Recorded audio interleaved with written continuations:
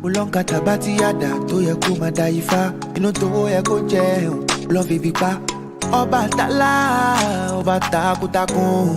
Shango eshu, Ogun oya osun.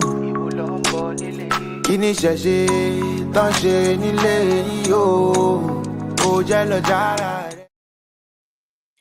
Hola, peace and blessings. Welcome to another episode of the African Spirituality Experience. I am your host, Arisha Bami, and today we are joined by another fan favorite, tribe favorite, the Balogun Shango, Baba Oguntolu. Baba, boy, Shishay, how you doing, Baba? Dada ni agboto iworiwo fun. Yes. I say. Oh, how you doing Just pray for welcoming me for another episode. Oh yeah, absolutely. Listen, if I had it my way, it'd be a whole lot more than this. But look, I'm grateful for what I got, and I'm gonna take what I can get. Listen, I'm gonna take be happy with it, man. Yes, sir. Well, yes, years ago, I'd made a decision that I didn't want to know anything else. I just wanted to feel everything. So I spent a lot of time doing a lot of inner work. You see, yes, sir. Because my teachers taught me years ago that it's not what you know, it's how you feel that determines success in your life. Facts. Because you can have a lot of information, a lot of knowledge, which is extremely important. But when it comes to yourself, you have to focus on yourself, and you have to focus on your divine, your inner experiences of life and where you want to be, peace, balance, and harmony within yourself, So I think that's one of the blessings of, entering into the evening of your life, which Arimala says the evening of your life should be the sweetest part of your life. And so, of course, we salute today Olorun Eledo Olodumare.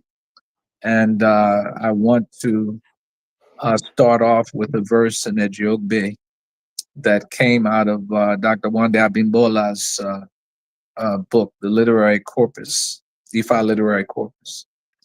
And in that Odu Ifa, it says, I lift up my arms in joyful satisfaction. Ifa divination was performed for Rumila. The father was told that he would not carry his responsibilities till the end of his life. Orumila was told to perform sacrifice, and he performed it. After he performed the sacrifice, he became impregnable. He said, I lift up my arms in joyful satisfaction. Ifa divination was performed for Orumila. The father was told that he would not carry his responsibilities till the end of his life. I will carry my own responsibilities till the end of my life. I lift up my arms in joyful satisfaction. Ashe. So that Odu Ifa, of course, Ejiogbe has more verses than any other Odu Ifa as well.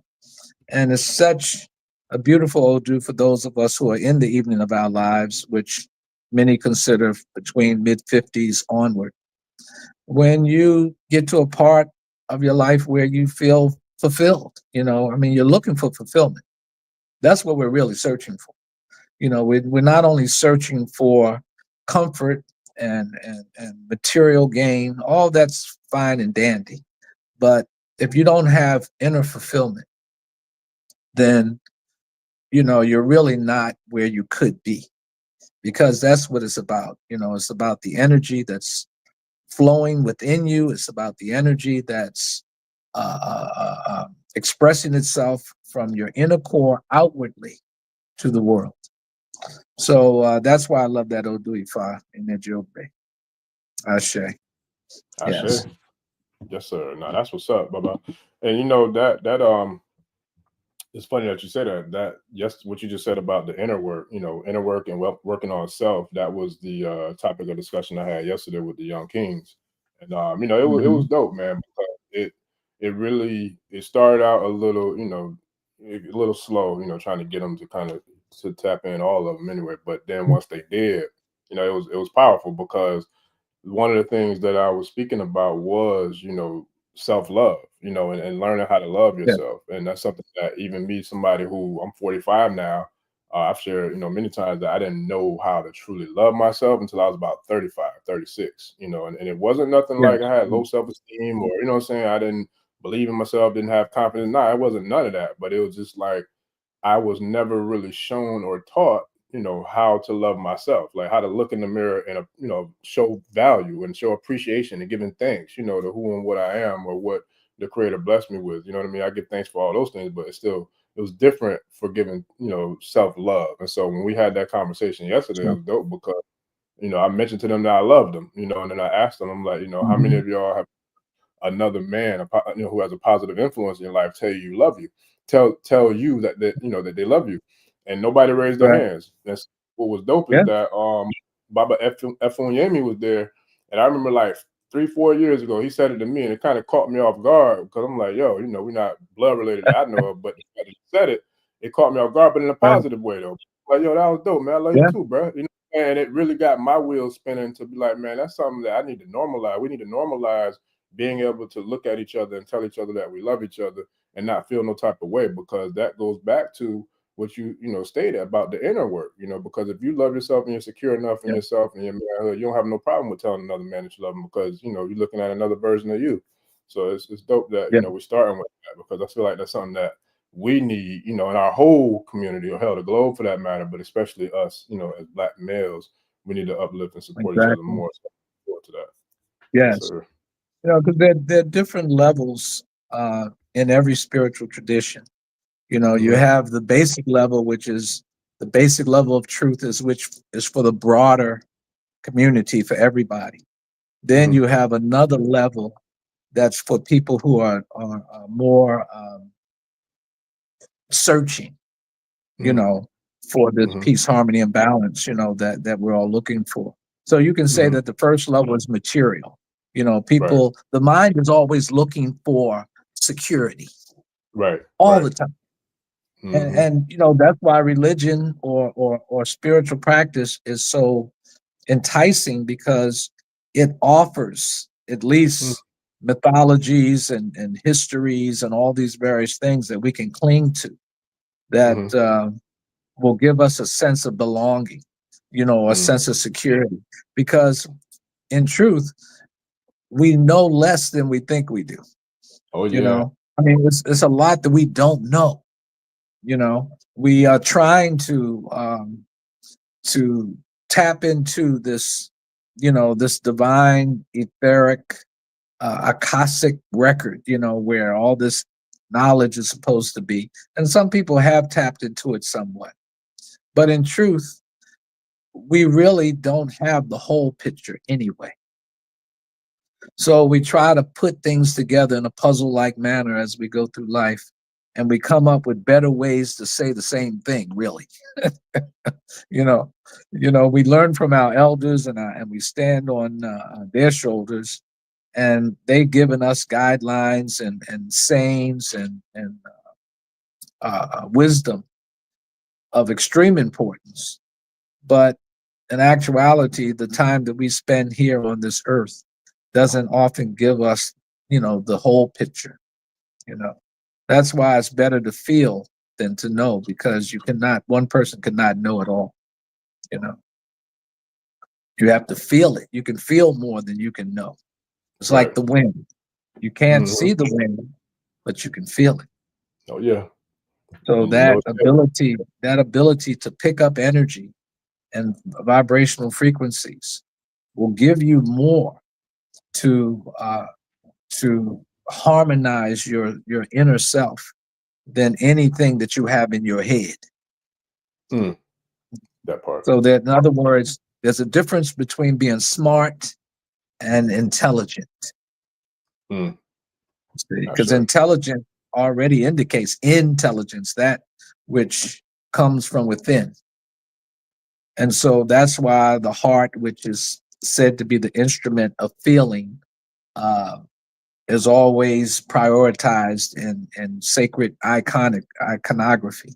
Everybody's looking at the heart and say, oh yeah, the heart represents this divine love, and even the Kemetic system, what do? They weigh the heart, on a scale with a feather. So if you have negative feelings and you have disharmony within yourself, then the weight of that heart on that scale balanced by a feather is going to go in the descending direction. So this is why, Arimala says that we should live our lives as light as a feather, you see, so that we don't harbor feelings and emotions and anger and on that will make our hearts heavy. And also it'll make you age quicker too. You see, it'll make you age quicker. Listen, you ain't lying about that. Yeah, really. That's real. Well, that is real. Yeah, that's right. So when we came up with the the title, The Consequences of the Neglect of Making Sacrifice or Doing Eba, we have to look at what is Eba. And this is something that has always been in my mind. How would I describe it? Sometimes we always look at how other people describe it, but sometimes you got to step out and make a definition for yourself and what it means to you. So Eba or sacrifice, the most important aspect of it is to do the Eba within yourself, do the sacrifice within yourself, because there's a constant war. There's a battle that's going on every day in each of our lives between our higher self and our lower self, you see. And the higher self really can be represented, in my words, as from the heart chakra up. That's the higher self. That's what's going to bring about your celestial qualities. And from the heart down are considered your terrestrial qualities. So when you do sacrifice, and let's say in particular, say with a rooster or a hen or a pigeon or what have you, you have to see that as killing your animal instincts. You see, you're sacrificing your animal instincts. That's what you really have to look at it as, because every ritual is an opportunity to kill your animal instincts, kill your terrestrial desires of greed, anger, unbridled lust, and unbridled desires. You see, so you have to take that and really make it work for you, because all of us, at one time in our spiritual growth process, we look at sacrifice as, the ultimate remedy to all things. And it is in some ways, but the most important sacrifice that you can make is within yourself. That's the supreme Eba. Now, outwardly, the supreme Eba is what is called, at least my teachers taught me, is called Olubobo Tiribo Baba Eba, which means feeding people's mouths. That's the ultimate Eba that you can do outwardly, is to feed people and to share with them what you have. That's the king of all Ebas. And if I'm not mistaken, I think that's an Ofumeji Epa, if I'm not mistaken. But this is what we do as we go into the evening of our lives, is what we should do anyway, because they say the meaning of life is to find your gift, and the purpose of life is to turn around and give it away. So that means basically when you get into your mid-50s and up, and you may start earlier, which is great, this is when you start to share with the world what you've gained, to give back. And the best way to give back is through charity. That's the best way, is helping those who are in need. Children, elders, people with disabilities, and other people who you can help, or who's worthy of your help. And I don't want to just say people worthy, because we're all worthy to some degree, but some people are just shysters, they're going to take. And so you don't want to waste all of your time and all of your efforts and all your resources on unappreciative individuals who are not really there to, make the community a better place. And the wonderful thing about that is that we get an opportunity to change. The people who may be crazy as hell right now, in 5 years or maybe 1 year, will eventually, many of them will change and get on the path, because eventually you get tired. You get tired of being crazy as hell. You get tired of making bad choices and bad mistakes, because there's consequences to that. Yes. And that leads me into the Odu Ifa or Yeku Meiji, which is titled The Consequences of Neglect of Making Sacrifice. And that Odu Ifa says, "You are Oye, I am also Oye. Daylight is just appearing in the skies, but people thought it was already morning. Ifa divination was performed for fish, who was an offspring of the riverbed. The fish was told to perform sacrifice. They told her that she would have many children, but she was warned to perform sacrifice to prevent attacks of human beings. But fish did not perform the sacrifice. She said that it was not possible for her enemies to see her and her children at the bottom of the river. She did not perform the sacrifice. She took her Ifa priests for liars. She called Eshu a thief. She looked fearlessly to heaven as if she would never die. She turned a deaf ear to the warning concerning sacrifice. When human beings got up, they took whole cutlass and ogbon, and they dammed the river and started to drain off the water. But when there was no more water on top of fish and her children, human beings took them and put them on top of pounded yam. It was the commandment of Eshu that prevented all species of fish from complete annihilation on the earth. Ashe, Ashe, Ashe. So when we look at Ebar, the outer Ebar that we do for protection, that's probably the main one, because there's a lot of evil forces in the world. Yeah. That often can usurp, whatever good you're trying to do. Like the saying that you taught me, when you say different levels, new devils, or something like that. Yeah. New levels, new devils, man. That's new levels, new devils. That's I was right. just talking about that Sunday and Yeah. yesterday. Still talking to people That's about right. that. Mm-hmm. Yeah. So, good and evil are married. Yes. It's like the opposite side of the coin. Yep. And that's part of the nature of the world, the nature of this dimension, this plane of existence that we're on. Yep. So that's lays the groundwork why sacrifice is so valuable, that is so important in terms of, offering a remedy or prescription for the suffering and the pain and the betrayal and, all these different things that need to be mitigated for us as human beings in this world. So, the offerings that we do and the offerings that we are prescribed by the priest or the priestess, it doesn't matter if they're babalaos or what have you. And in any tradition, you see, those offerings are designed to bring harmony in your life. And also what I like to say is they're designed to give you space. It's like moving things back out of the way so that you can have an environment to work in peacefully. So the Ebar is not supposed to do everything for you.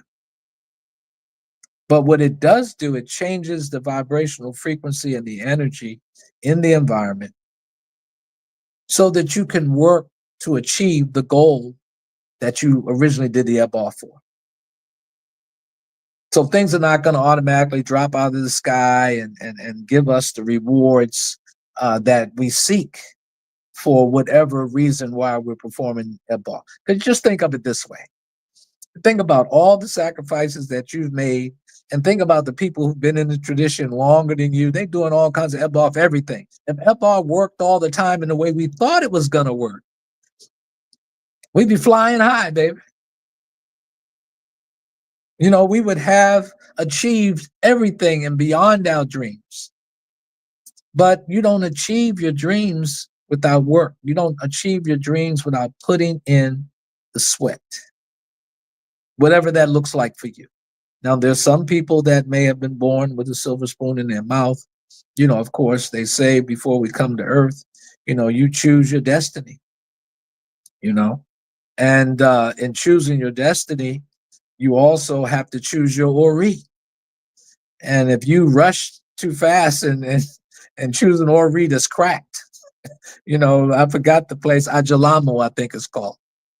And, you know, it's like a warehouse of oris, you know, just heads that are casted, you know, from clay. And people rush through, you know, and they see, oh, I like that head. And they grab that head and they put it on top of their shoulders and they rush to earth.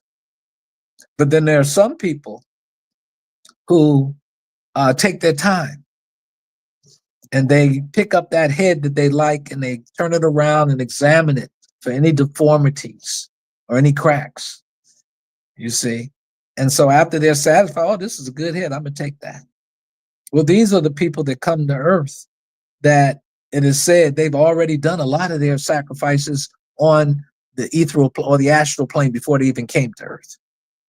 So their sojourn on this planet seems to be much easier than others. And I think it's a mistake for us to say that, you know, people who have more material things are more blessed. That's a mistake, you see. Once again, the ancient teachers and many of my teachers said, no, you know, it's how you feel.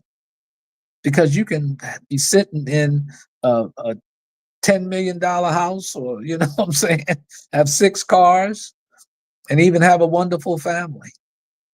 But you yourself are very sad, depressed, unhappy, and there's a void in your life. And you don't want to go up on stage to receive the greatest award, Lifetime Achievement Award, and feel like shit. And that happens often. You know, there are many people who look good who are very, very unhappy within their own selves. And of course, some of that is because of things that they've done in the dark. And of nothing is ever done in the dark, really, because there's always some spiritual energy or entity, whether it be our ancestors, the deities, they all see what we do. And as they say, who we really are is what we do when nobody's looking. That's who we really are. You see, what did you do when nobody was looking?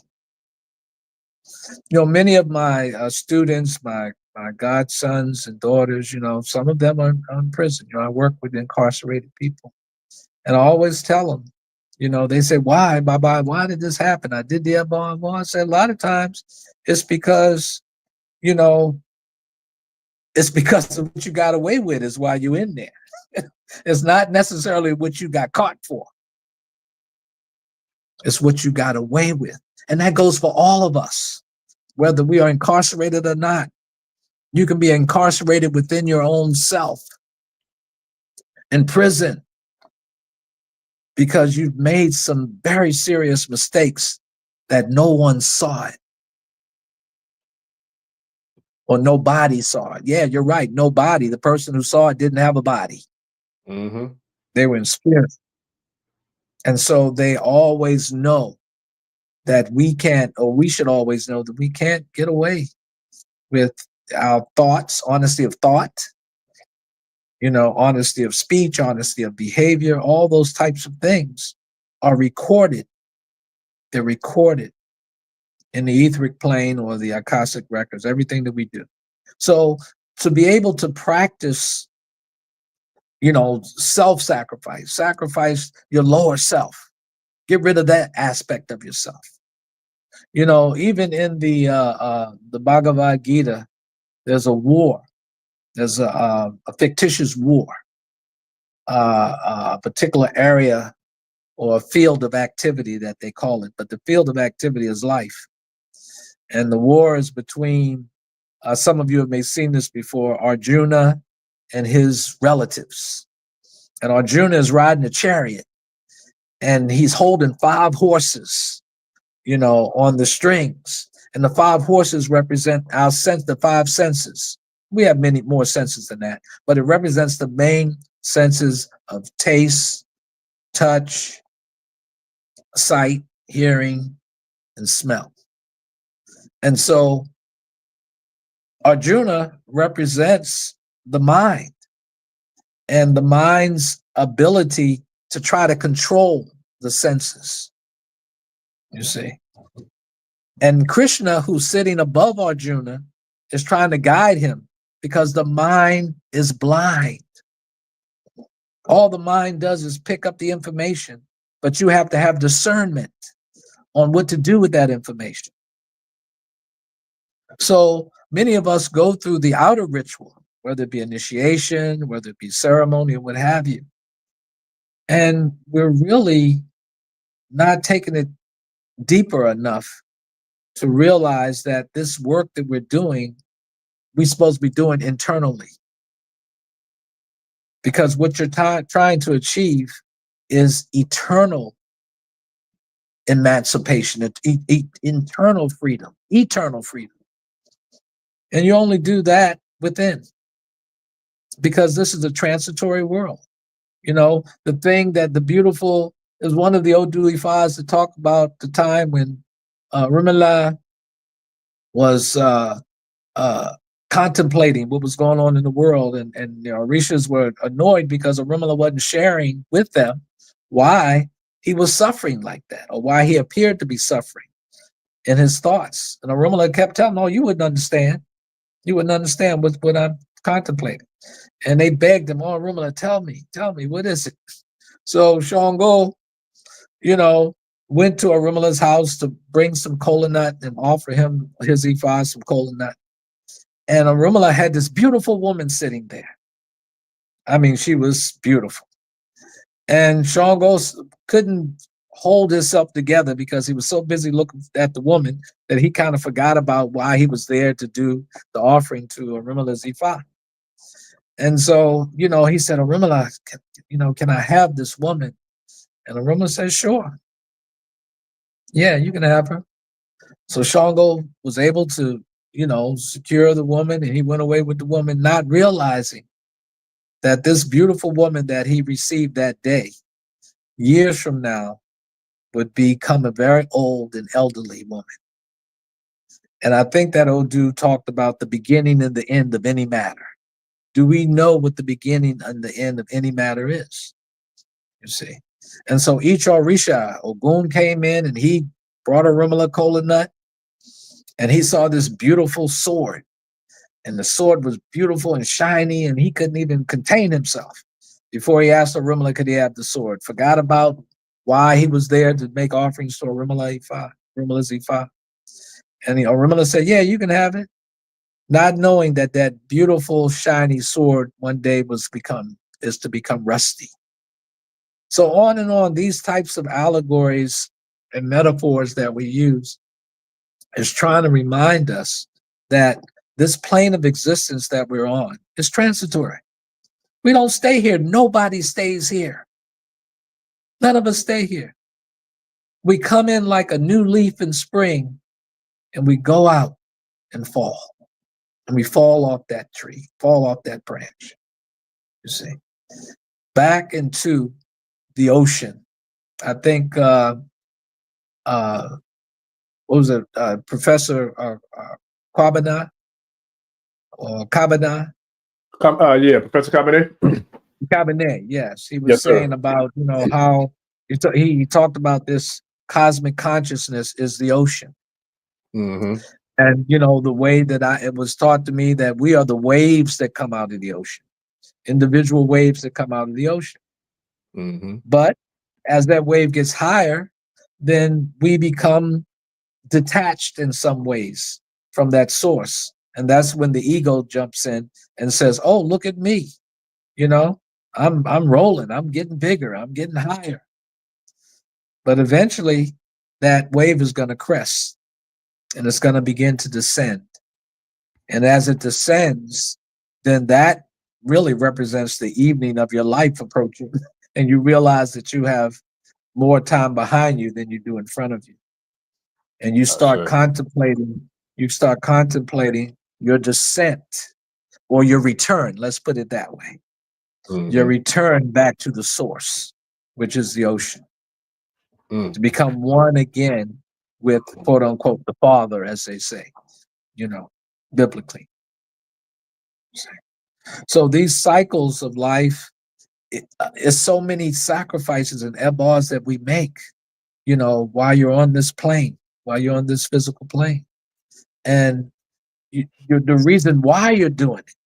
And like I had said before, when we first got in tradition, we wanted to know how to do ebar, how to do sacrifice. That was so important to us. The ritual was so important to us. Making sure we're doing it right. And not that it's not important. It is very important. But what's more important is why you're doing it.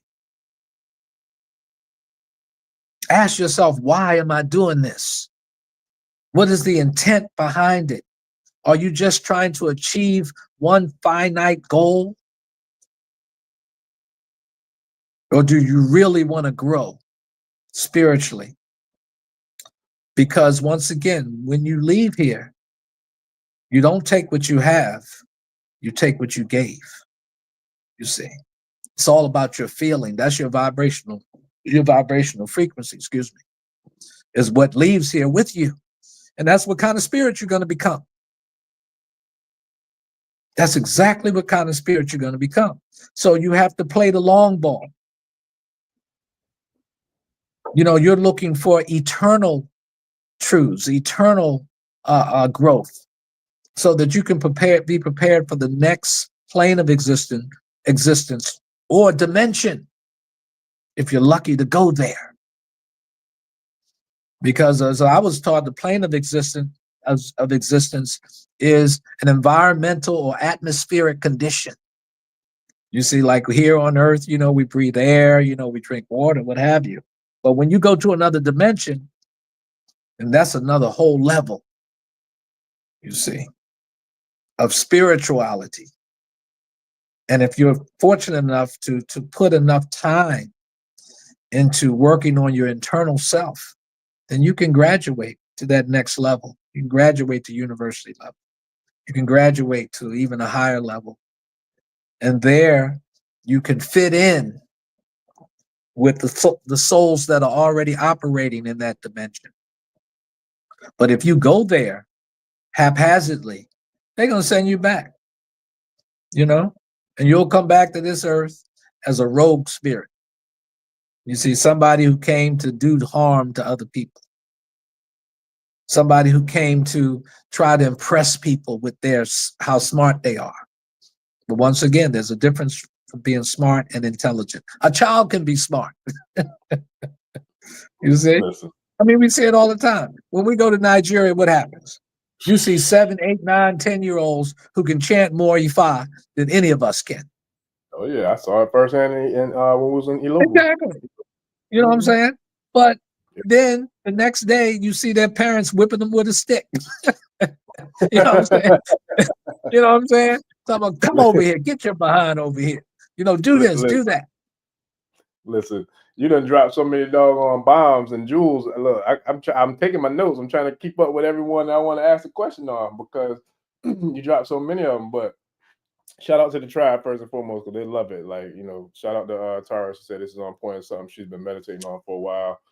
And Kosi had a question. I'm not gonna be selfish. Let me bring Kosi to the floor first, and I'll ask mine. Mm-hmm. But his question was, Babatolu, is Iwa Pele a feminine? Is it feminine in concept? And the reason he asks is that because he wants to know, based off of, I guess, the Odu being a Rumula's wife, and we have to say that we're truly trying to walk into alignment. I guess, he's saying we'll balance. So is Iwa Pele a feminine principle, or is it a balance principle? Like, what's your take on that, Baba? Well, there's an Odu Ifa, Karan's son, Okanra Disa, where it talks about, or Remila, I think, as a matter of fact, it's one of the Odus that we recite when we're doing Ebari Ru, when we're doing sacrifice on Okonifa with Okanra Sa. And I can't bring it out of my mind right now, but I recite it all the time. But it talks about the time that Remila thought about the matter and married Iwa. So Iwa is a feminine principle in terms of the literary corpus, you see. Iwa is a woman. And I talk about it all the time. And it's funny because the man with the womb, or the womb man, for the most part, if they're balanced, they hold shit together. I don't know too many really good women, or if, and that may be a term I shouldn't use, good women or balanced women, who, when they know and have tested that which is right and that which is good, they stick to it. They stick to it. Men, sometimes we can mess up a good thing. We can have something really good and still mess it up. Sometimes. You know what I'm saying? It's like, it's really a shame that we could be like that sometimes, But at least I like to enough say to be this. real about it, Yeah, right. I am too. I had a girlfriend, this young lady that I brought here to Atlanta many years ago. Her name was Ire. And Ire used to tell me all the time, men are stupid. And I hated when she said that. Oh, I didn't like that at all. At all. Yeah. It's hard to argue But then sometimes. one day I woke up and I said, oh my God, she's telling the truth. That's why I said it's hard to We're argue not dumb. sometimes. We're not dumb. Right. Men can be stupid because of our ego and our selfishness, we refuse to even examine the consequences of our actions. Man, We don't think about what's going to happen if shit go wrong. Yeah, that part. If we get caught. That part. That is the issue of the male ego and the male, unless we're in harmony and balance. Because you're gonna be crazy as hell until you're not. Yeah. That's what happens to anybody. But when she said that, she said men are stupid. She didn't explain to me what she meant. But then after I thought about it deeply, I said, yeah, because we don't think about the consequences of our actions, our behavior. We always think that everything's gonna be all right. We're gonna make it through. But when it goes left, then we pay the consequences for it. And it's always a little girl or a woman telling you, oh, I wouldn't do that if I was you. Don't do that. And we disobey and then we pay. We disobey and then we pay. That's facts. Yeah. So men, often we grow as wild weeds. But, the divine feminine energy, your initiation is your life. A man with a womb, or a womb man, or a girl, she has her cycle. That's her initiation, her first one. Right. Oh, yeah. Mm-hmm. Yeah. But if you don't have a rites of passage for a young man, then he can grow up as a wild weed. Yeah. Yeah. And this is what we have to correct. And that's what you do as the Jagun, as well as, you've been doing it before you became the Jagun. Is investing in teaching and guiding and producing responsible and productive male adults. Gotcha. That's right. Yeah, no, that's real. It's so dope because so many things you share and you said I've talked about either on the podcast over the last couple episodes or in person. Most of them were in person with people who I talked to off air and all that. But it's like the one of the biggest things, excuse me, is what you said just now about the ego, but also about tapping into self and like believing in self, because that's one of the biggest things I've been sharing with people, especially people who are on the path to going into initiation, because I'm like, look, you can't think that just because you receive this ceremony and you get that ashe that things go away. I'm like, if anything, new levels, new devil, the bullshit gonna raise and rise up with you, like for real. And look, and I said, because think about it, my very first one with Obatala, it was crazy. Then E5, you remember, and nobody better to have this conversation with than you.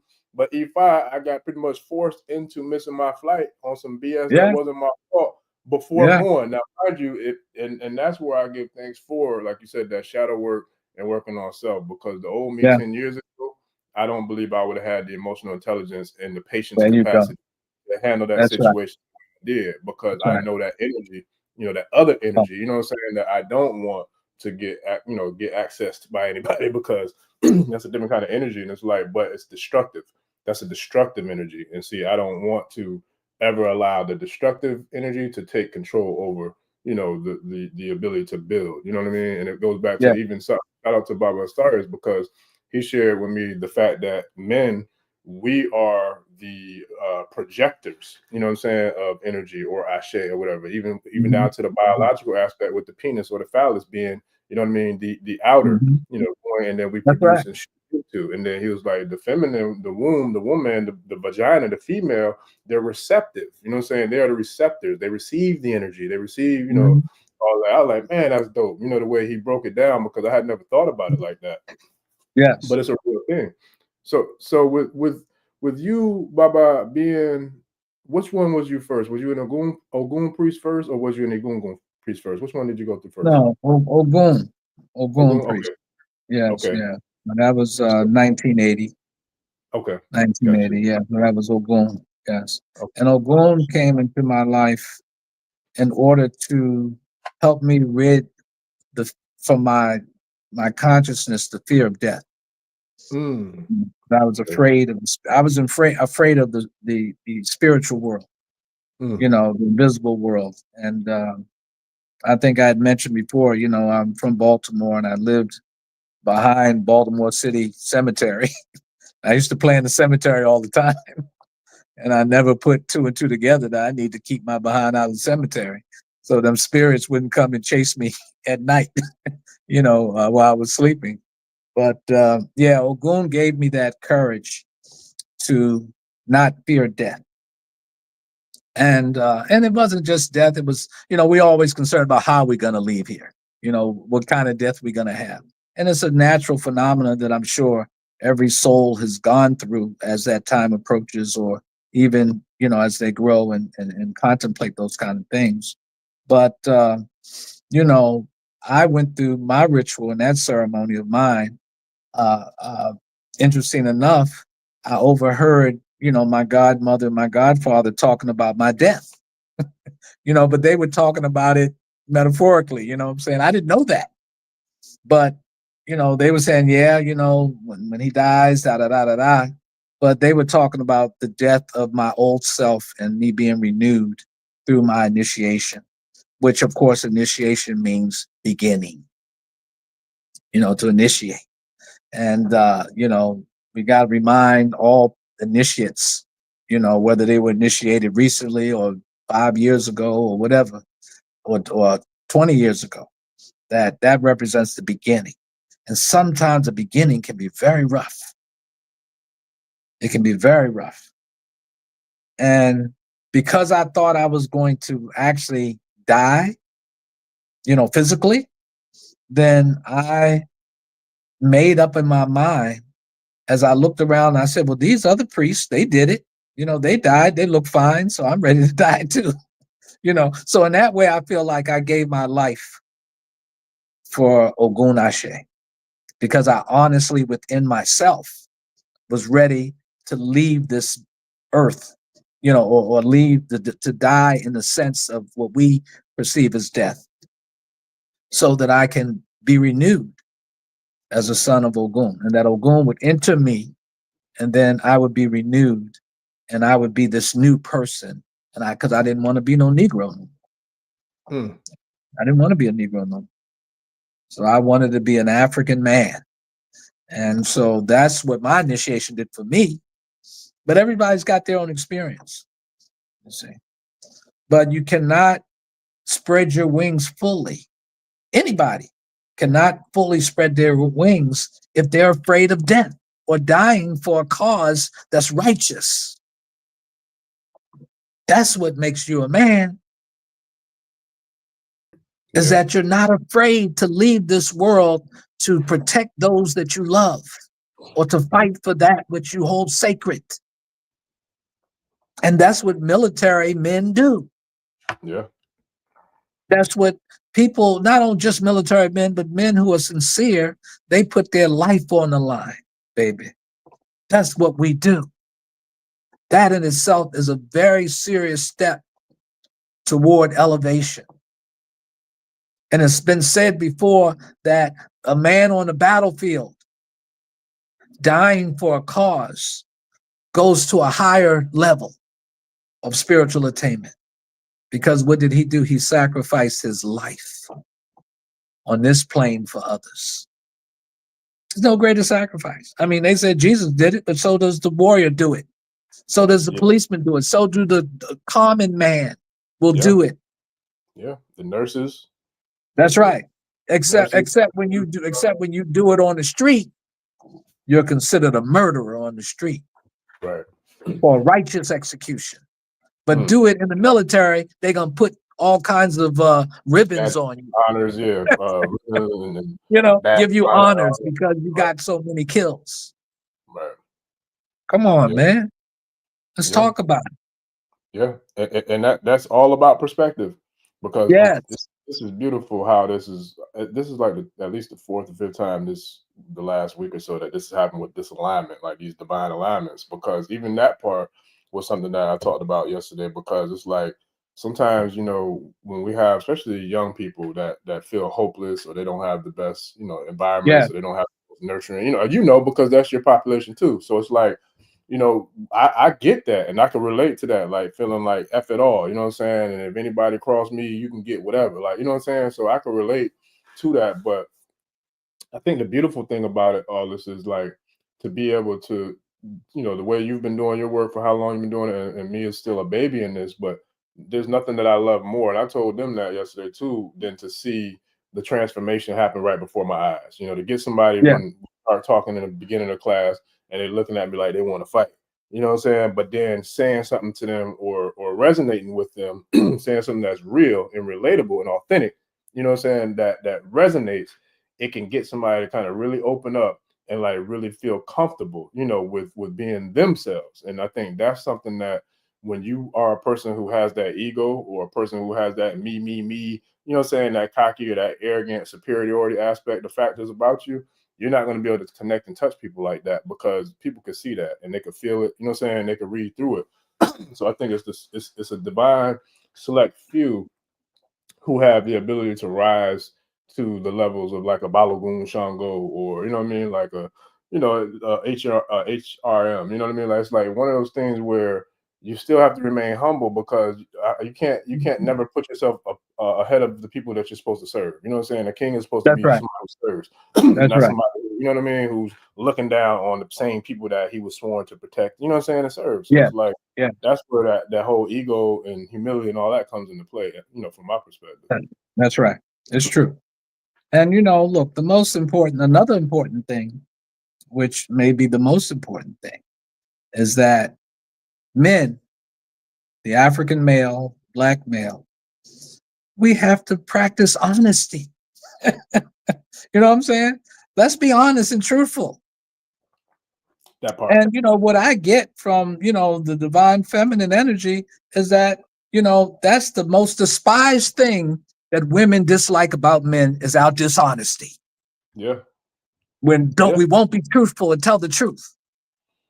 And in some ways, it's almost like, are we afraid? What are we afraid of? What are we afraid of saying, no, yes, I did do this. Yes, this is what I'm doing. Because a woman will respect you more. Anybody will respect you. Yeah, that's real. But the dishonesty that we have has become a habit, a very unfortunate habit of males, and black males in particular. Yeah. That is so distasteful, and the women won't even tell you that they know you lying. They won't say shit. And they know, they already know. They already know, because they can pick up the energy.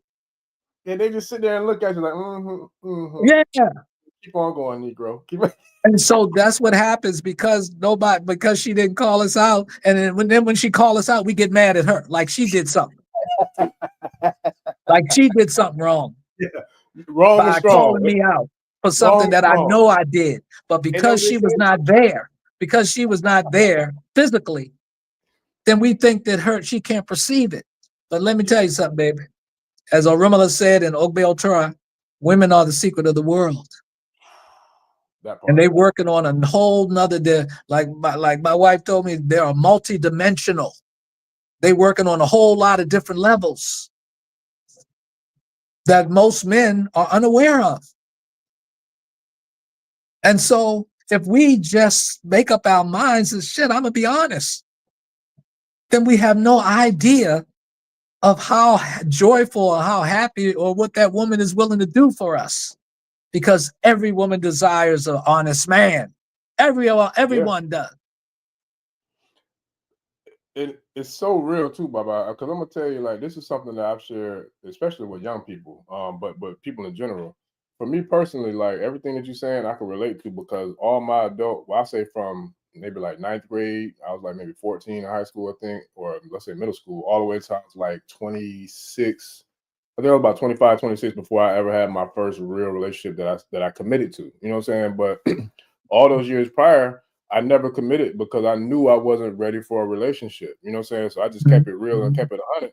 But it worked for me. You know what I'm saying? And it was cool because, like you said, it really was the appreciation of the authenticity and the transparency that worked. Where a lot of people might think you got to lie to kick it. Like Pac said, you ain't got to lie to kick it. You know what I'm saying? Because what I found is like being real. It worked in my favor heavily. You know what I'm saying? Yeah. Like, I'm not saying I was out there slime balling it up, you know what I'm saying? Like knocking down, anything I could, but I was just comfortable enough to be honest and real, knowing that I'm not going to sell you no dreams or no wolf tickets. Like, you know what I'm saying? This is what it is. Right. You cool, I'm cool, we can rock with it. And it worked with, you know what I'm saying, for the most part, but there were some people who wasn't cool with it, and I respected that. And I had to respect that because I get it.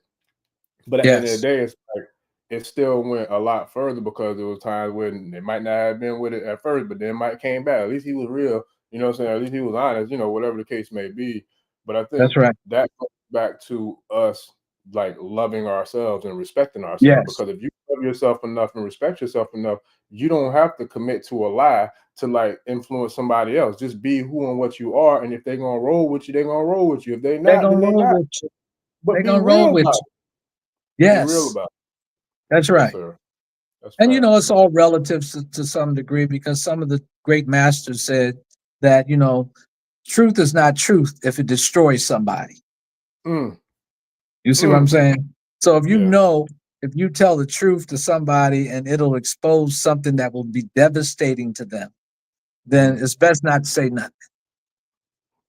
See, don't say anything. But we're talking about here integrity. We're talking about transparency. We're talking about energy that the divine feminine can pick up anyway. That part. You see, because the body holds memory. And in the old days, we were out there playing and we thought, let me take a shower before I go home to my woman. You know what I'm saying? Thinking that we're going to wash the vibrational frequency off of us with a bar of soap. Nah. And spray some perfume. Don't worry. And when you walk in that door, she already feels something different. She knew it when it was going down. Right, because that energy is going to walk with you and be attached to you. You got to clean that stuff off in another kind of way. Yes, sir. So, men, that's what makes us stupid is because we're not, or you can say ignorant, but ignorance is not negative. Ignorance means to ignore. You're ignoring something, So ignorance to me is not necessarily a bad word. It's another word of truth where you're just ignoring something that you need to be paying attention to. You see. So, we and that's a bar too. That's sacrifice. Sacrifice your foolishness for integrity. Yeah. For truth, for honesty. That's real. And you'll feel different. Because once again, it's how you feel that's more important than what you know. If you can know and feel in a very harmonious way, then you really got it all. Yes, sir. You see? That's facts. But those are very important aspects of spiritual growth as you go along. So sacrifice or ebar means basically, to work on yourself. Sacrifice those things that are going to destroy your life. Sacrifice those things that are going to hinder you, as well as your health. And that's been, one of my nemesis. That I never took the time when the few years that I've had been single in life, because I've been married most of my life. But the few things that I did, sacrifice, I had to realize that I wasn't taking care of my health. I wasn't honoring myself with what I was putting in my body. So I sacrificed my body, so that I could enjoy the taste of certain things or what have you, not realizing that I was shortening my life or destroying the body temple, that is responsible, my avatar body that was responsible for staying around long enough so that I can really reach some of the goals and some of the noble desires that I have, But I'm working on it now. I got people standing over me with their finger in my face, and they'll take stuff away from me, and they'll chase me around the house, make sure I do the right thing. And I hate it and I love it at the same time. That part. Yes, sir. I hate it and I love it at the same time. Yeah. Yeah. That's so, that's ebar. Ebar is like the most important ebar is what we do within ourselves. Have you ever wondered why a lot of other people, they don't do no physical sacrifice?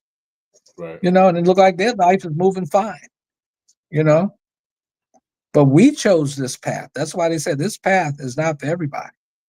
Right. This path is a spiritual path of African origin that knows the connection between reciprocity, the connection in reciprocity, giving to receive, offering to receive. You see, that's what it's about, reciprocity. So we may offer something to the deity, to our ancestors, to our Ori, in order to receive something. And that's what we're looking for. We're looking for some way or a sign that they heard us, that they heard our invocation, they heard our prayers, they heard our call. So it's very mystical, but it doesn't happen like magic. This is not magic at all. This is following a path where reciprocity is foremost in our daily activity, where in the Western mind, the Western sense of things, it's not. See, and if anything, what this spiritual tradition did for me was it helped me get rid of my Western mindset. That was the greatest thing it did for me. I didn't think like them anymore. I did. Yeah.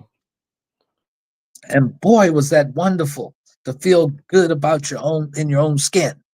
Yeah. Refreshing, free, Oh, it's refreshing. Yeah. Because a lot of black people or black men that I know of, they haven't done that. They've got cushy jobs, they've got great education and all that. Mm-hmm. But there's a void in them, and they will even tell you that it's a void. They know it's a void. Yeah, and that void is freedom. Freedom. Yes. Peace. It's freedom. Because you could be worth billions. You know what I mean? You could have I'm telling you, this is deja vu. You could have billions of dollars. You could have a $50 million home. You could have 50 cars. You could have, you know what I'm saying? You could have 50 women, bras, whatever. But if you don't have what we're talking about now, which is that sense of fulfillment, you know what I'm saying? Like that sense of freedom, that sense of like no attachment, where you could totally be unplugged. You know what I'm saying? Unattached, like all that. And then Alien Black Girl just said it, like liberation. Like that's really what it's about. It's about being That's what it's about. Liberation. That's right. And we need to increase that discussion. Fulfillment. That's a powerful aspiration. Yes, sir. Work on fulfillment. What is it going to take you to be fulfilled? What's going to fill you up? I remember for years when I was out in California, And I knew something was still missing. I was in my late 50s and I was asking the ancestors, let me feel something let me feel the way that I should feel. And I prayed and I prayed and I prayed that same prayer every day.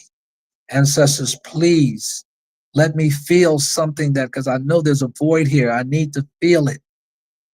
And I swear to you, I woke up one day and I felt it. And I said, thank you, Modukwe Egungo. And I went to them and tears rolled out of my eyes, but my heart was full. It was full. I felt it. And it took sincerity to another level. And so Rumala says he is only as sincere as you are. So if you don't have sincerity as a key component in your spiritual life, you're not going to spread your wings fully. You're not going to be your best self. You're not going to be able to walk in a room and have spiritual people there who can look at you and say, yeah, that brother got it going on, or that sister got it going on. Because so many of our people can read your ass. They can read you. They can read your frequency. They know your energy. They know if you've been spending time working on yourself. They know if you've been trying to become more inspirational or to become a better human being. They know it because that energy is attracted. You attract that energy to you. And so when black men say, hey, you feel me? Yes, guess what? There's people who can feel you. And you have no idea who they are. You can walk past them in a grocery store and they can read you, baby. Yes, sir. They can tell you everything that's going on with you. Yep. That's fact. And you prancing around like you this and you that. We got all kinds of big titles around our neck. And we ain't shit. We ain't shit, bro. Listen, that's right. I'm glad, we got all kinds of, we got skeletons in our closet, but some people got a whole bunch of them in there.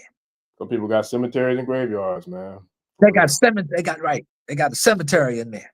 Yeah. And they got all kinds of secret stuff going on that they don't, that is not even a secret because the spirit and people can read you. The mothers can read you. Yes. The EME can read you, baby. So that's the important thing about being transparent, because you never know what blessings are waiting for you. Yes. Until you start walking in the light. That's facts. And you know what? Until you truly start walking in the light. That's the most important thing about this.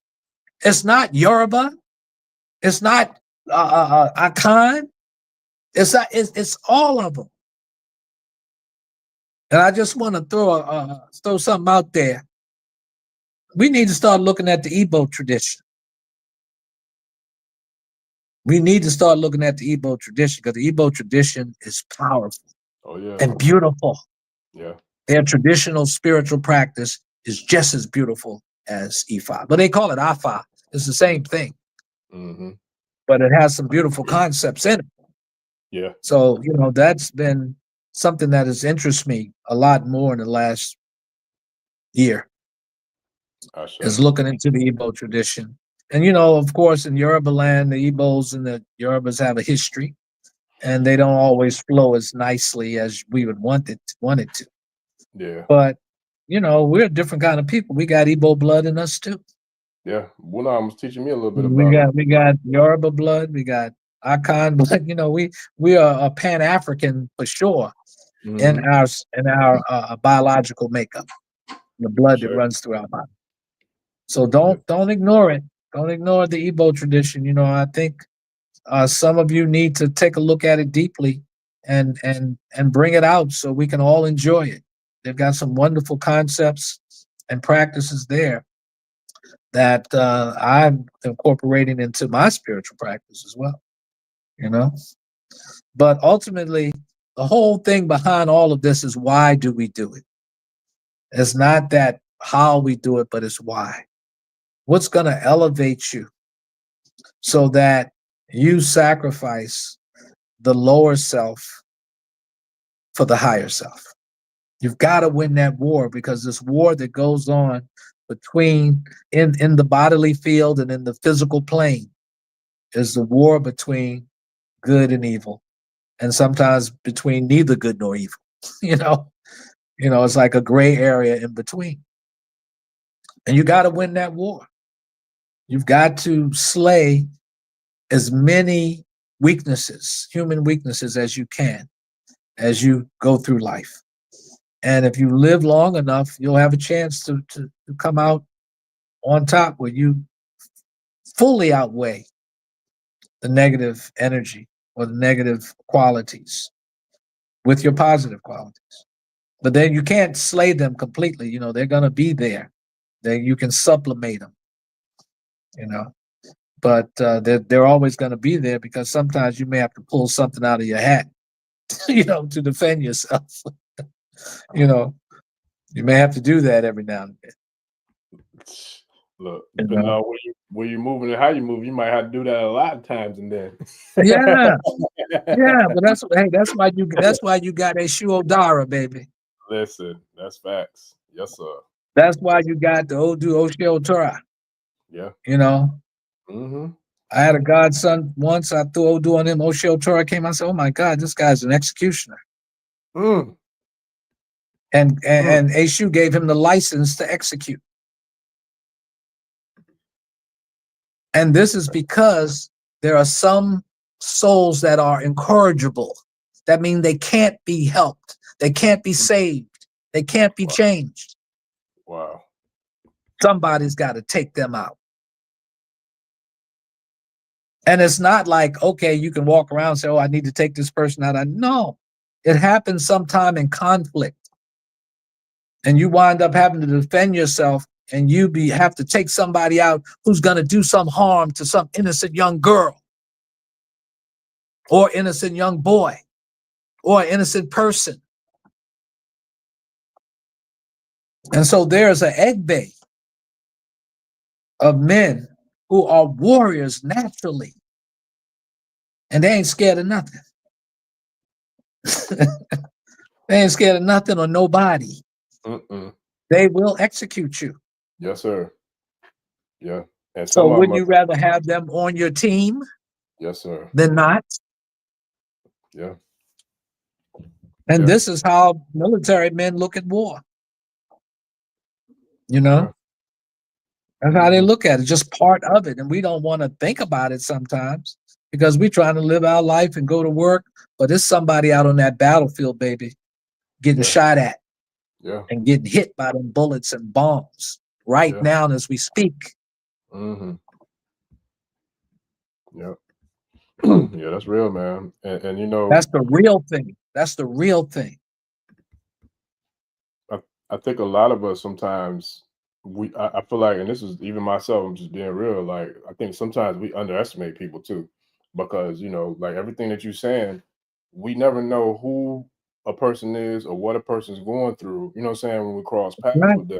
So it's like, I know even myself, I've had days where I'm like, I wish a mother effer would, well, today is the day, like you said, somebody might get executed. You know what I mean? It's like, that's right. What I'm grateful for this tradition and what I've learned, in my journey, because Obatala has really worked miracles within me, because I know the old me would have never been able to be composed in that one situation that we talked about in the airport, the situation during the ceremony, you know what I'm saying? Like, it was so many different times I know I was being tested. And I know that I had to pass that test. I had to be composed. I had to keep my, energy in check and not allow that rah-rah, you know what I'm saying, let that fire get out and start blazing, because that would have been nothing but destructive, including, not only other people, but myself, That's right. That's right. Yeah, it's and look, women will execute you too. look, I just had that conversation yesterday. I think, I said, I just had that conversation yesterday, Sunday and Monday. Look, I don't want no problem with none of them. Look, I'm gonna say it right now on Front Street, Back Street, Left Street, Right Street. I ain't running up on none of them. Oh my God. I'm telling you, I had a woman once. I had a client, you don't tell no names. I had a client sitting on the other side of me one time. This woman was beautiful. My God, this one beautiful woman. But the Odu came and Ifa said, the person sitting on the other side of your mat is not who you think they are. So I asked her, based on the Odu, I said, have you ever thought about killing somebody? She said, yeah, last week. Me and my girlfriend was going to kill this man because he cheated us out of $1,200. I said, oh my God. She said, I only stopped because my girlfriend backed out. I said, oh my God. Listen, look.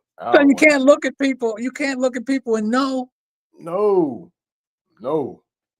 I mean, not unless you're a spiritualist, of course you could. You know, if you're me, you can see all that. But yeah, man, it taught me something. I was like, wow. You know, women, you know, as a matter of fact, that reminds me of Odu Ifa Okanra Meiji. And in that Odu Ifa says, when we see one Okanran this way and we see another Okanran this way, that way, the Odu, we call it Okanran Meiji, which means good luck. And the name of the Odu is Oya is more dangerous than Shango. That's right. Oya is more dangerous than Shango. And that's why they're a fearsome powerhouse couple, buddy. Because look, I don't want nothing with neither one of them. But yeah, I know. Yeah. Ooh, baby. And the reason why they say it because the elements, you know, they say, oh, you know, Shango and Oya is Shango's favorite wife. But they ain't talking about Shango and Oya walking down the aisle. She got a ring on her finger. They're talking about the elements of thunder, lightning, and storms, winds and storms, how they fit so well together. That's where that metaphor comes from. It's the elements go together well. You see, Ogun and Oshun is like water flowing through a pipe. So you can take the elements and you can really build a overstanding or better overstanding of how these divine forces work together. You see? So Oya, you know, being the winds and storm, the hurricane, you know, Oya destroy a whole town, city. But if Shango strikes one person with lightning, everybody says, oh, Shango struck a person. It becomes a big deal. But Oya just killed 20,000 people. You know what I'm saying? With her storm. With her storm. Yes. I live in the zone, so I know. Yeah, I've you seen know. it in real life. I've You literally already seen one in know. real life. Yes, sir. That's right. That's right. And that's my mama. So, you know, yes, I'm telling you. So they'll say, and after the Odu is over, it says the wife is more dangerous than the husband. And there's a lot of wives who love their men and they're more dangerous than the husbands. And you mess with that man, that well, you have no idea if you deal with that woman what you're gonna get, baby. No idea. I know what I'm gonna get, Baba. I'm gonna So get going. hats off to our warrior women out there, to our Oya sisters. Yes, sir. You see, because they'll stand there and fight with you, baby. They'll stand with you and fight. That's right. So we salute Oya as well. Look, I'm gonna say this too. And listen, I know, fellas, I know y'all know, at least the ones that's halfway bright, y'all know she ain't got to be an Oya either to be a problem. So, ooh, that's right. Because Oshun is the conqueror. Oshun will tear you up. She will tear you up. Yes, sir. You know, she will wipe you out. And that's why, you know, look, she's the face of the Iami. All of the female deities are Iami, but Oshun is the face of it. You know?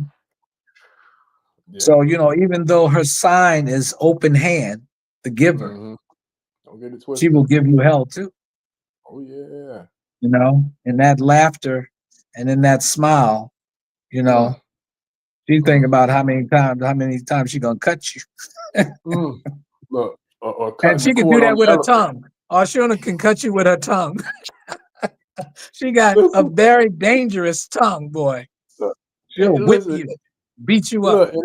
And it might even taste like honey. You know, because I know, I don't know if I'll ever get over how the sand in the Oshun Grove literally smelled like fragrance. I don't think I'll ever get past that. Like that blew my mind to another dimension, constellation, you know what I'm saying? Galaxy, whatever you want to call it. I'll never forget that. When I bent over to start scooping that sand up to bring some home, and I smelled it, I'm like, yo, it really blew me where I'm looking around like, where is that coming from? I'm not thinking like the sand. And I picked it up and I was like, oh my God, the sand smells like a beautiful heavenly fragrance. You can't tell that, you know, the power of, you know, the mother and the feminine energy and of God is not real when you have a place so sacred that the sand smells like a heavenly scent. Like it's beautiful. Exactly. And that's why it was important to gather the sand as you did, because, you know, the water is transient. The water is flowing. Right. You know, it's the Ocean River is not stagnant. You know, people say, oh, the Ocean River is polluted. And in some ways it is. But daggett, 70% of all rivers in the world are polluted. So you're going to tell me Oshun left the earth because the waters are polluted? No, not at all. Oshun is also a spirit. You know, she is energy. So, you know, with the Ganges River in India, you know, they said that's one of the most polluted rivers in the world. But it's the water may be polluted, but it doesn't mean that the earth is underneath the sand. Because that absorbs the prayers, that absorbs the intentions. Now, this is my own opinion, of course. I'm not trying to convince nobody of nothing. But I will say this. If you need help and assistance in your life, tell Oshun to come. If you need help and assistance in your life, tell Oya to come. Call them. And not just one time, make it a mantra. You remember that, you know, book that I showed you, I think it's called Eshu Osayin. Yes, sir. Yep. Where it talks about that, you know, the 99 names of God in Islam are Odu Ifa. And what they would do is they would recite that Odu. You know, of course, they had names for, you know, in Arabic for each Odu. And they would recite that Odu over and over and over again, like they had a rosary or something. You know, they would count a certain amount of times in order to produce a certain type of response or a certain type of energy that you wanted to attract to yourself, whether it be peace or protection or what have you. And so, you know, for people who don't like to do blood sacrifice or who never do blood sacrifice, you know, you can give them that to do in that part. Just repeat the Odu, recite the Odu, and keep doing it like a mantra over and over and over again until you go into this trance or this state of consciousness where you start to reap the benefits of that. And Odus will do that for you as well. Because, you know, there was even a movement of priests many years ago that I remember. You know, they said, hey, you know, look, we can bring this tradition to more people if we didn't do animal sacrifice as much. And it's quite possibly true.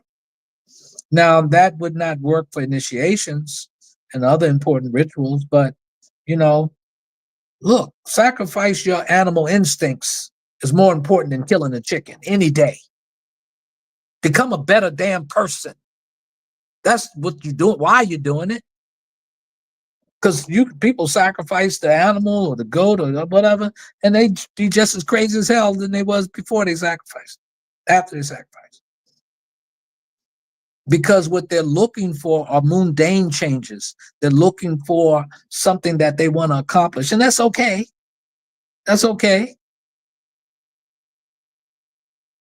But we've got to look at the long ball. The long ball is building a better world for our children, for our families, for ourselves, for our future.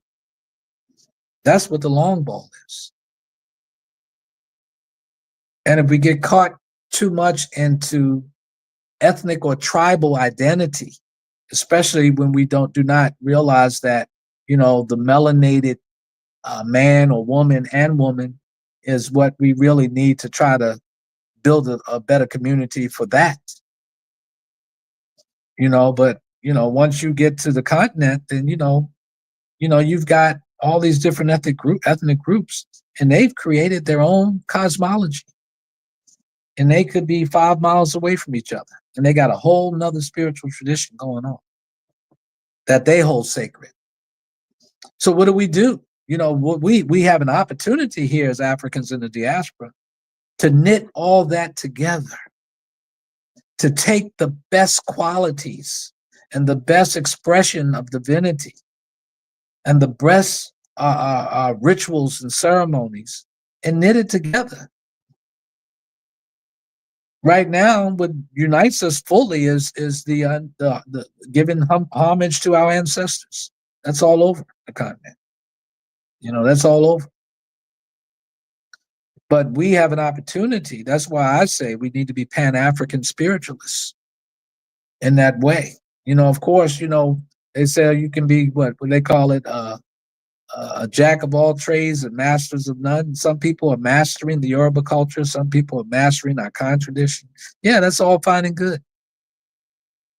But how are we going to come together after we master each one of these traditions? You know, what is the greater goal here? The greater goal is unity. You see, to right the wrongs that were forced upon our ancestors.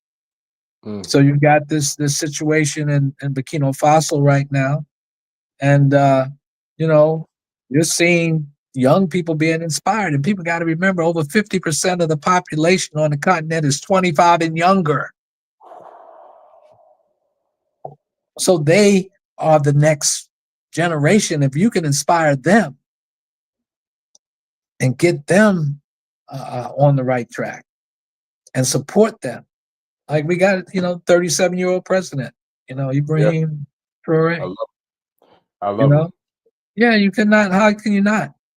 He I don't know why, but for some reason his whole presence, to me, I feel like he's like a hybrid between a modern day Jean-Jacques Dessalines from the Haitian Revolution, but also an embodiment of Ogun, because I feel like Dessalines was Ogun. You know what I mean? I feel like he is today's version of Dessalines, you know, fused with that power, you know what I'm saying, and Ashe of Ogun.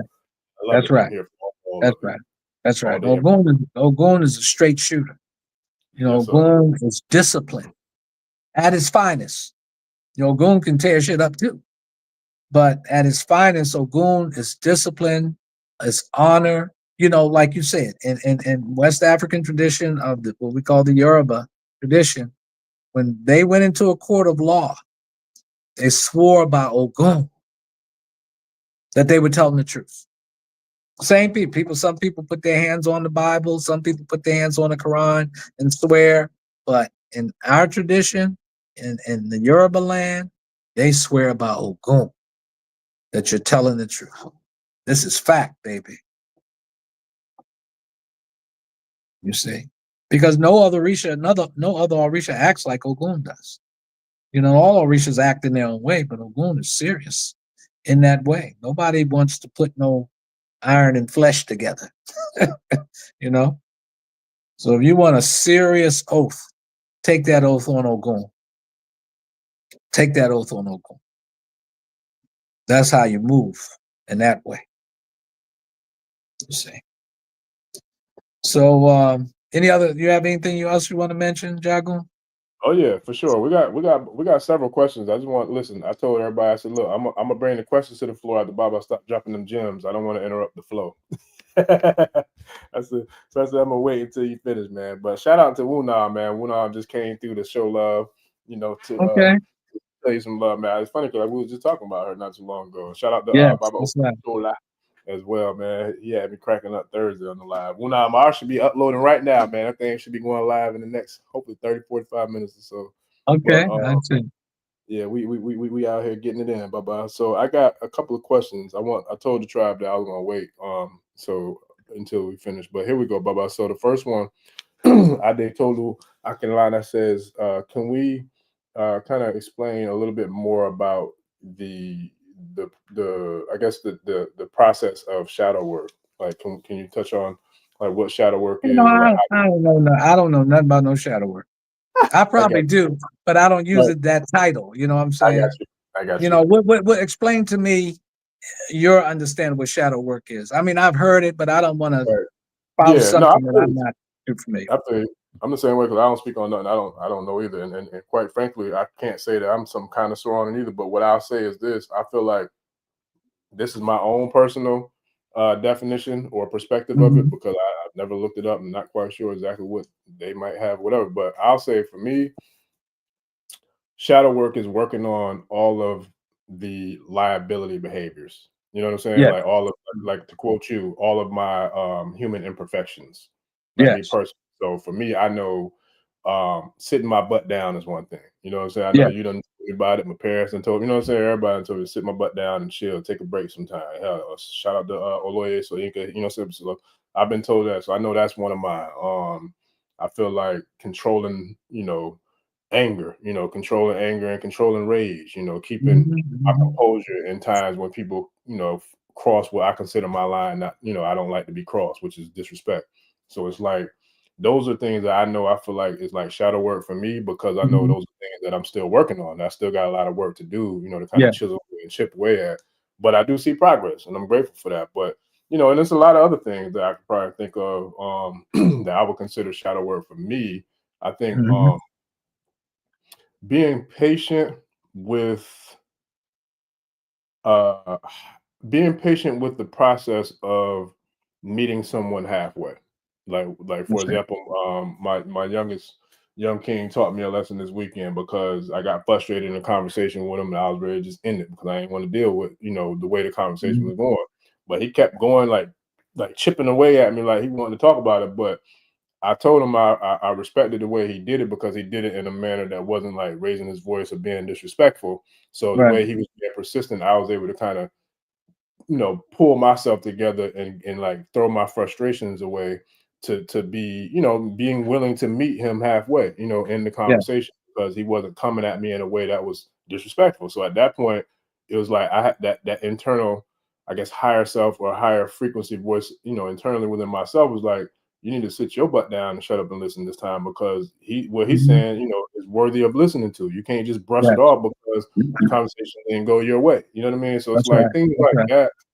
That's my own personal, you know what I mean, perspective of Mhm. opinion of shadow work because I look at, you know, if you call it shadow work, it's probably something that's done in the dark, you know, or something that might be of quote unquote darkness that might need to get, you know, chipped away at to bring forth some light. So I feel Mhm. like for me personally, I would say the things that are liability habits or liability behaviors would be what I personally would call doing shadow work. But Yeah. that's something I had to do a little bit more research on, I guess. Yeah. Yeah. Yeah. You know, that's the terminology, definitely, you know, can lead to a lot of different kind of explanations. But Right. one thing that I've used for probably now 25 years or so Mhm. to do that kind of work was scientific meditation. Mm. You see, I was initiated into what's called Kriya Yoga. Some people call it royal yoga, but all of these sciences of sitting your behind down and being quiet and going within are deeply and engrossed in a lot of different African traditions. Definitely the Igbo tradition, because I was looking at that today. About scientific meditation, the ability to go within, to perform what we call life force control, which is certain breathing techniques that will calm the heart, will calm the nervous system. Matter of fact, they teach it in some sciences and police academies and all that because they got to take certain kind of breaths so that they won't be nervous before they bust your door down. You know what I'm saying? They already know. So these particular practices are very useful in calming oneself so that you slow down your breath because the slowing down of the breath is synonymous with calming the heart.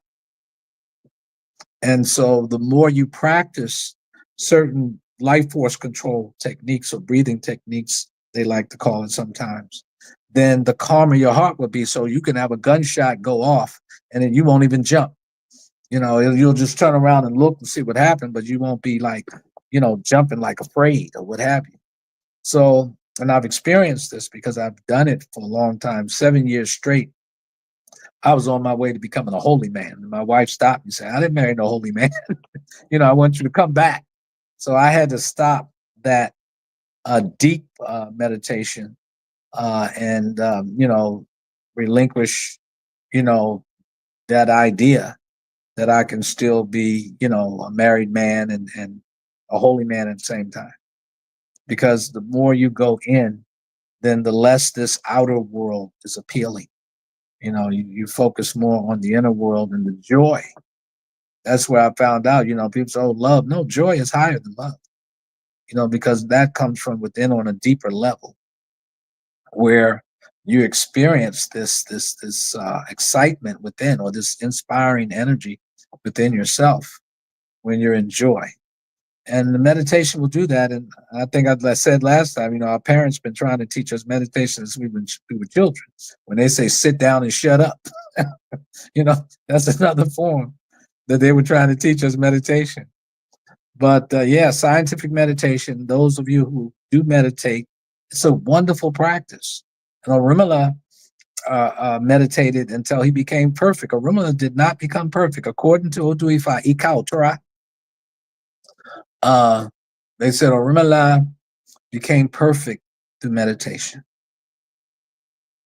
That's how you become perfect. That ball will not make you perfect. What that ball will do is give you space and create an environment, a peaceful, harmonious environment where you can begin to meditate and work on yourself, because it's hard to meditate when you're at war. It's hard to meditate when you're under stress and you got all these other people around or situations around that's tumultuous, you see. But when you have a peaceful, harmonious environment, hopefully in your home, because that's where it should be, if anywhere, then you'll have an opportunity to sit quietly and be reflective and introspective, you know, on yourself and your life. And you've got to have no thoughts, you know. And that's why they say when you breathe, when you do a lot of the scientific breathing, that you watch your breath, because watching your breath will help your mind not to wander too much, because the mind is restless. That's why they call it the monkey mind. You know, the monkey mind will take you from one thought to the next and you'll go back and forth. You'll be all over the place. So being able to calm your mind and to truly rest your mind, thus resting your heart, your motor nerves, your nervous system, it's all connected. Then you can reach what is called these higher states of consciousness, you see. And this is what the Oduifa Ika Otura talks about, how Orunmila became perfect through meditation. I think I even did a podcast on my Dancing with Ifa, which I haven't done anything with that in a while, but it's there. And it talks about how Orunmila became perfect through meditation. So meditation is definitely a very important part of spiritual growth in any tradition, you see. And there's different forms of meditation. You know, people use dancing for meditation. People use, poetry for meditation, different forms of it. But, you know, what they call royal yoga or royal meditation is actually working out in yoga poses. I think it's called asanas. Yoga poses, the stretching in order to what? To calm that nervous system, to get your body relaxed so you can go in and have less distractions. Because the world is very, very distracted. You know, when, children on computers all the time and, listen to music all the time. No, sometimes you just need to be quiet so you can hear what spirits got to say. You know, ask the people who are spiritualists, ask people who are known to be very good in terms of their intuition. You know, they listen. If you got a lot of noise around, you can't hear what the spirit's saying. You know, you need some time where you just listen, and they'll talk to you, and they'll tell you what you need to know, and how you need to move. You see. Yeah. So meditation is important. Yeah, that's deep, man. Shout out to the tribe, man. I see them, they going in with the comments, everybody commenting, showing love, asking questions, they getting answered by other tribe members. So I don't even got to bring a lot of them to the floor, man. So shout out to all y'all for the love and the camaraderie, man. It really is a tribe, man, and I appreciate all y'all, and it's growing, man. So shout out to the new subscribers too, which my apologies, I normally do it in the beginning of the show, but we jump right in. So shout out to all the new subscribers, shout out to all the new members of the channel, shout out to the new members of the community, man. I appreciate all of y'all. And look, we're here now. We're just getting started. We got a long ways to go, but we're gonna get there. We're gonna make it do what it do, babe. We're gonna make it do what it do. Yes, sir. Okay, Baba. So I got a couple more questions. I know we're getting late, but one of the questions I'm gonna ask one of mine real quick because it's something that hold on.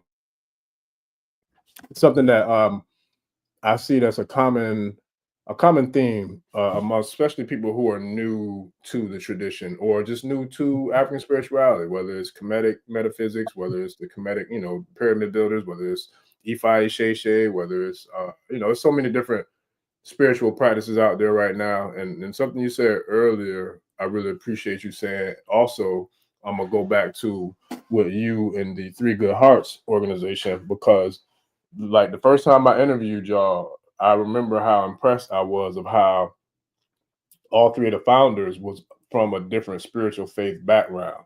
And to me, I remember telling you like, yo, that's something that I hope is like a spark to change the world, because one of the biggest issues that we've been dealing with is allowing religion or spiritual beliefs or practices to be a division, amongst us. And y'all showed me firsthand that's some bullshit, because I'm sitting here looking at a whole Babalawo Ifa priest, I'm looking at a whole Christian, and I'm looking at a whole, follower of Islam, and y'all all partner together and work harmoniously. So I'm like, man, if we could use y'all as the blueprint and as the prototype for us collectively as a culture, man, we ain't got nothing to worry about. Shout out to one of my heroes, Malcolm said it best. He said, religion ain't working for us clearly, so we need to put that in the closet and worry about nation building, like you said, becoming Pan-African. And then if it's necessary, we go back to dealing and sorting that foolishness out after the fact of us getting the oppressors boot off our neck.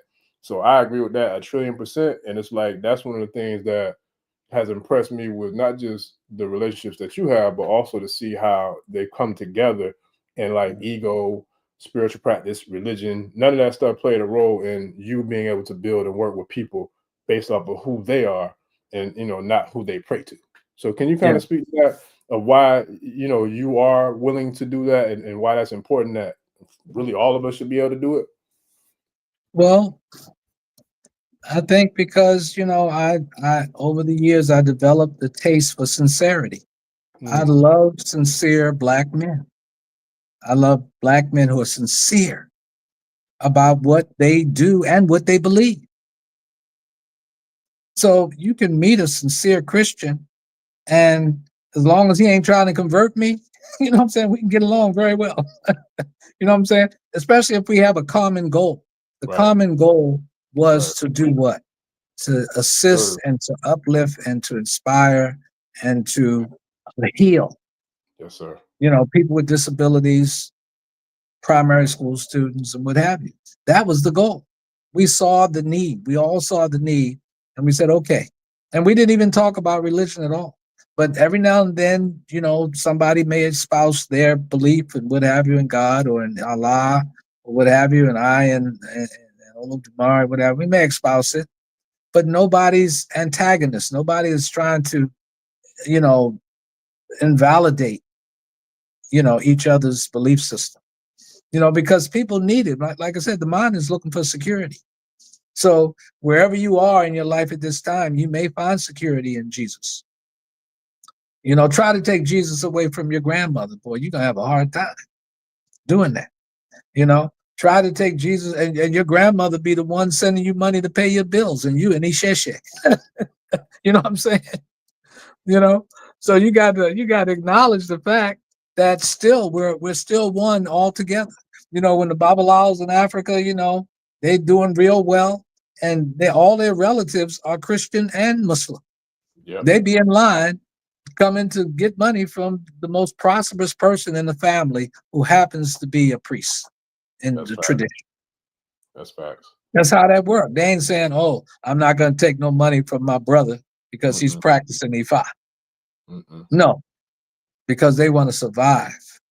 You know, they want to have a comfortable place to live. They want to be able to have food and all that. That supersedes any religion. Facts. Yeah, that's real. You know, And you know, survival. yeah, and I saw it firsthand. Like I had no idea how many practitioners of Islam was in Nigeria. You know, until I got there last year, I couldn't believe it. I'm Yeah. like, yo, I had no idea, like not Yeah. even close.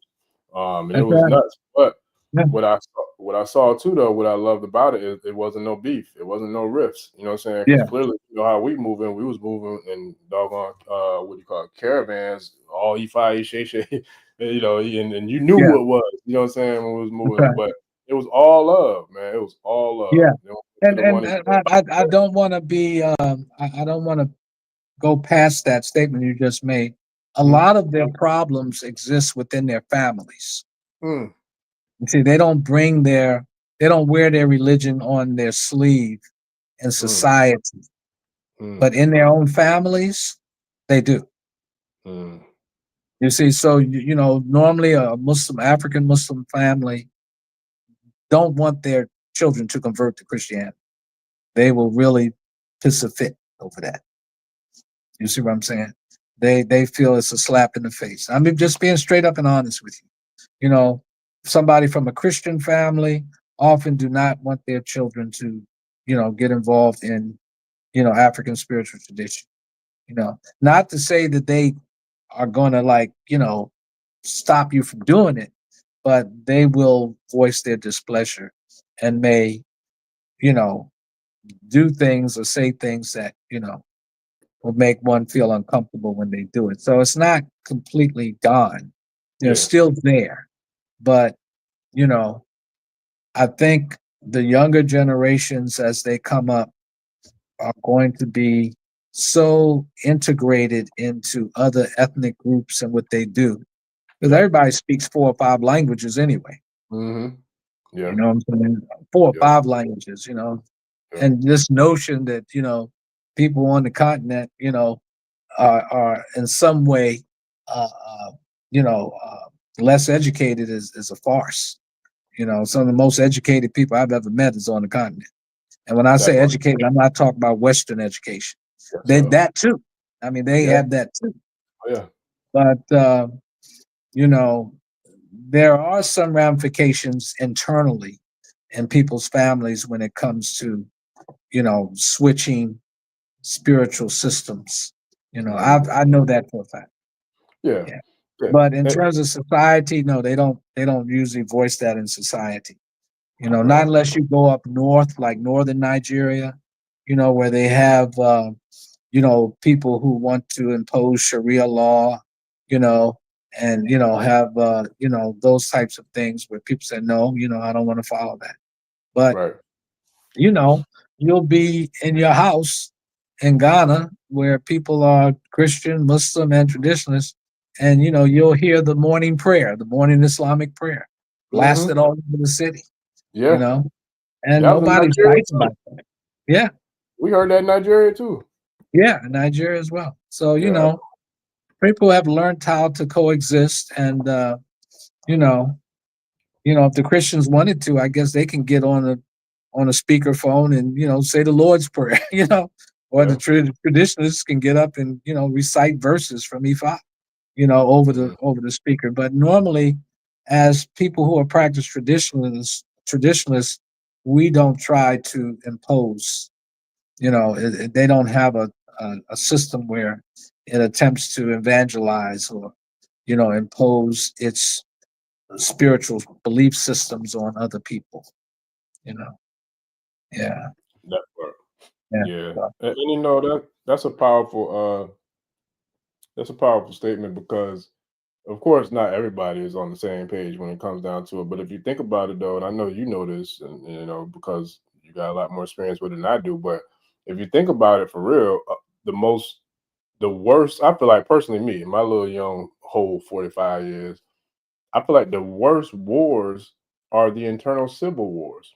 whether it's internally in the household, you know what I'm saying, from the familial construct, whether it's in the parent, children relationship, construct, or just the, total family sibling, you know what I'm saying, construct. Yeah. And then let's just keep it, if we're going to keep it a buck, let's keep it a trillion. And if we're going to talk about spiritual communities, me personally, I've seen the most damn rifts in the communities. I don't care if it's a church. I don't care if it's in the Kingdom Hall. I don't care if it's in the mosque. I don't care if it's at a Isheshe Bimbe. I've seen the most bullshit civil wars, beefing, going back and forth, bumping heads internally, you know what I'm saying, than I have externally, which is kind of mind-boggling way, but that's the reality that I see, you know what I mean, in regards to It's true. what's going on. It's true. Yes, you find that for sure. Some of the worst experiences we'll have as human beings in terms of peace, harmony, and balance come within our own family. And family is just another term for familiar. The people you're most familiar with. So we see tragic and tragedy, within family relationships, mothers and daughters, and we talked about last time, there's a very serious problem in the Western Hemisphere and probably everywhere between mothers and their daughters. I mean, very serious. And of course, fathers and their sons. We can manage. Talk about that too. But I think the one that's affected my life directly more than anything else is what I've observed is what, mothers and daughters go through, and how daughters are affected adversely by bad relationships or tragic relationships with their mothers. And that's heartbreaking, to see that, and we would pray that, on the road to healing, especially for those who practice African spirit tradition on the road to healing, that they would work on trying to correct that, because, like a Oshun priestess told me once, she said, my relationship with my mother changed for the better when I decided that it was my responsibility, first and foremost, to be a good daughter, than to expect my mother to be a good mother. And she said when she became a good daughter and put all that other stuff aside, because she didn't know the trauma that her mother went through as a little girl that maybe affected her attitude toward her.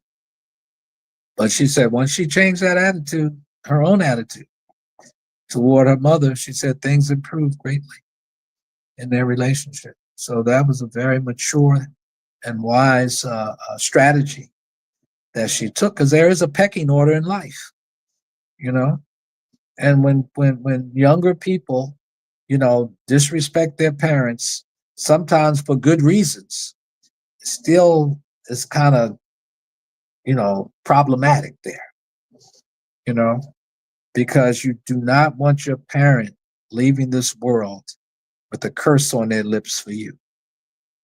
You want to try to settle that stuff before you leave, or at least put in an effort, a sincere effort, to be a better son or daughter, at least internally, because some parents, they just won't let that happen because of their disposition. You can't change it, But I've seen mothers on their deathbed, brokenhearted, you see, because of how their daughters treated them while they were on their deathbed. Breaks your heart, man. There are a lot of people. There are more people that die of a broken heart than you can shake a stick at. And if you ever had your heart broken, and I'm not just talking about love, a love relationship or what have you, but when you have your heart broken, it feels like it's broke, like it broke in half for real, and you cannot reach in there. You cannot reach inside of your body and stroke that heart and rub it to soothe it. It's tough, man. You got to cry that out. Yes. Or you got to do something. Or some people commit. Yeah, some pray it out. Some people commit suicide. That's what I'm saying. That's a real. I mean, I'm I'm first man up. Like I know how it was for me. Yes. But and it's crazy how I'm sorry. It's amazing how life works because as hard, as gut wrenching, as painful, as dark, as morbid, whatever word you want to call it, that phase in my life was. I can't sit here and look at you in your eyes and look at the tribe and say honestly that I'm not grateful for it. I hated it. Yes. I hated going through all that, but I have to say that I'm grateful for it because it took that for me to be who's sitting here now talking to you. And I don't know that I'm here sitting here doing this work at this level if I didn't go through that hell fighting that devil. Yeah. You know what I mean? That's So it's right. like, That's right. and I share that with people all the time. Like, listen, it ain't about there's no such thing as a loss depending on how your perspective is. It's a lesson. And for me personally, I look at all the excuse my friends, but all the bullshit that I've been through, the hard times, the tough times, the challenges, you know what I'm saying? All those dark moments. If I didn't go through those moments, I wouldn't know how to be so much stronger to know that nothing Yes. else could phase me. You know what I'm saying? Nothing else could That's stop right. me because I done been to the bottom, literally. Yeah. So I feel Yes. like this. If I done been to the bottom and they ain't kill me, you got a long day coming if you think That's right. if you think I'm an Hey, easy win, you got a right. long day coming, buddy. Listen, Long because day I'm here coming. They and I'm got to swinging stand in all the way to line. the They last got to breath. stand in line behind everybody else that said they was going to kill you. Get in line. Yeah. You know.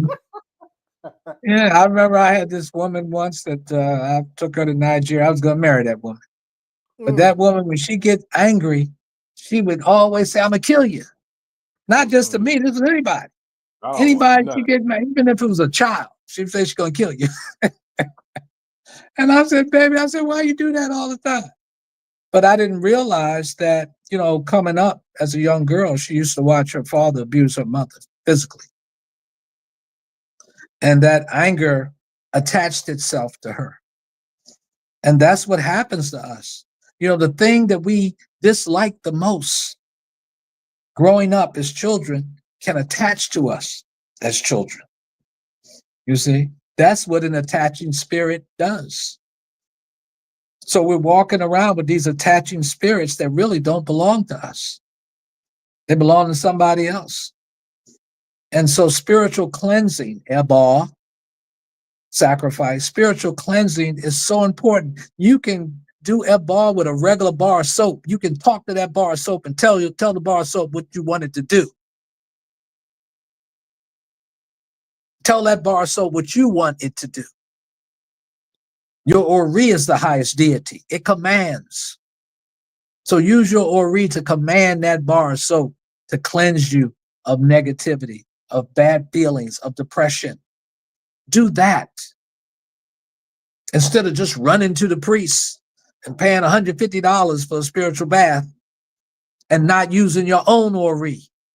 That's the only way you're going to grow.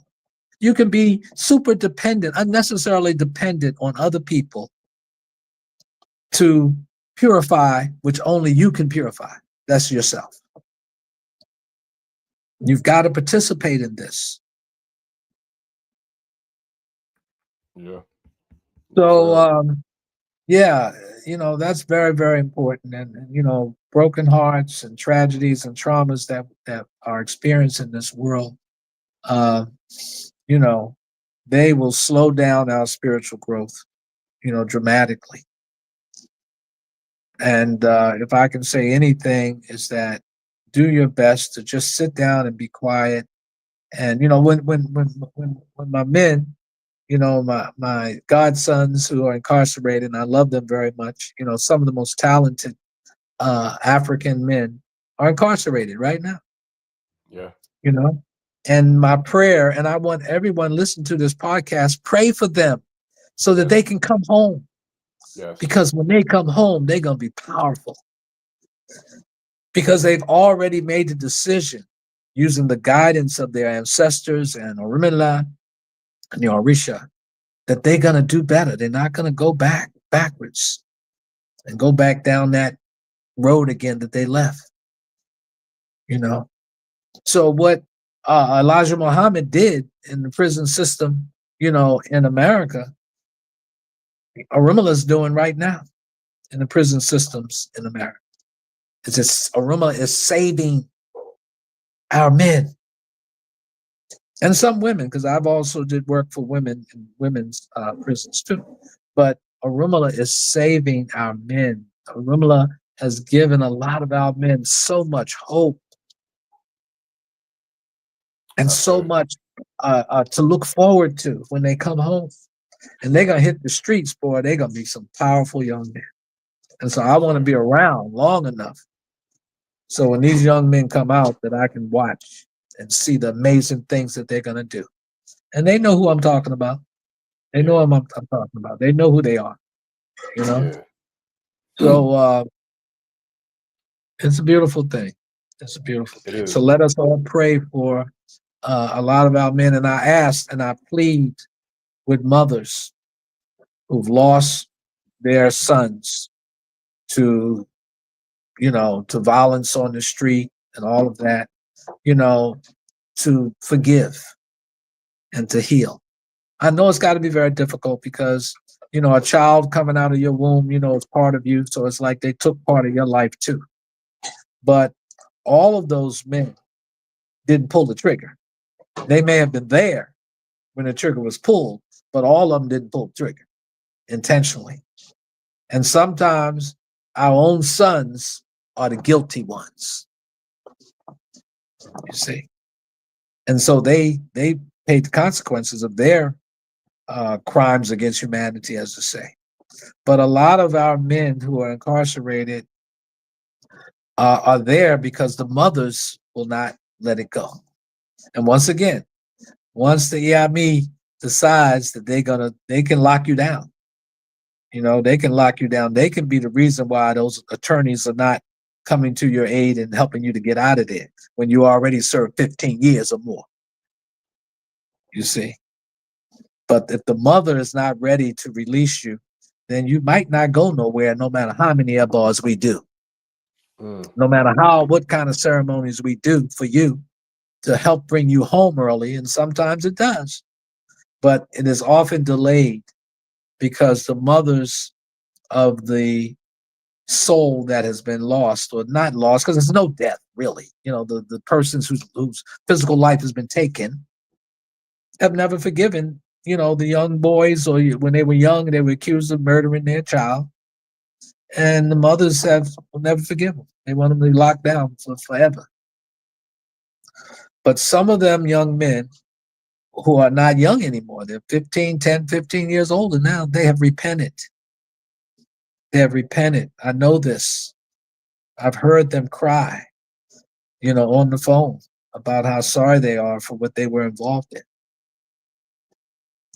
And so I do make a plea with mothers to forgive them so that the mother in her heart can go on herself and not hold that anger, because she has a life to live too. And often when our young men and our young women go to jail, the mother goes to jail too. She's in prison too.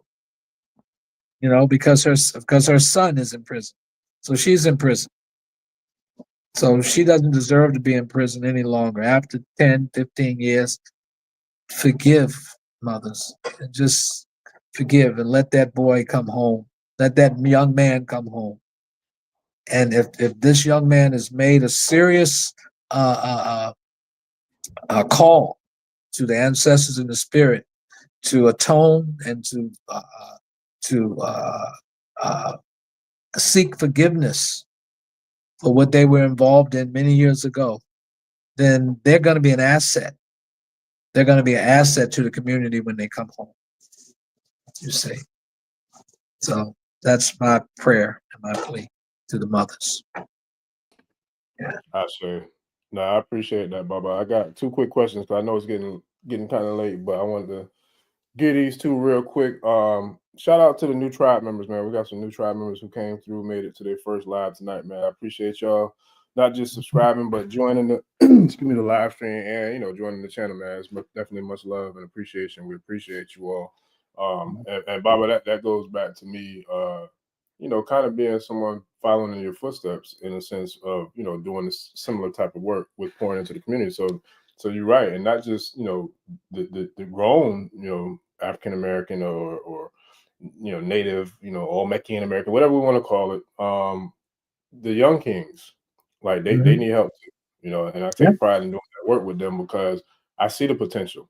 You know what I mean? Like I see the talent, I see the intelligence, I see the resilience, I see, what I'm saying, all this power, all this ashe, all this energy, but it's just there's only one component that's missing, and it's guidance.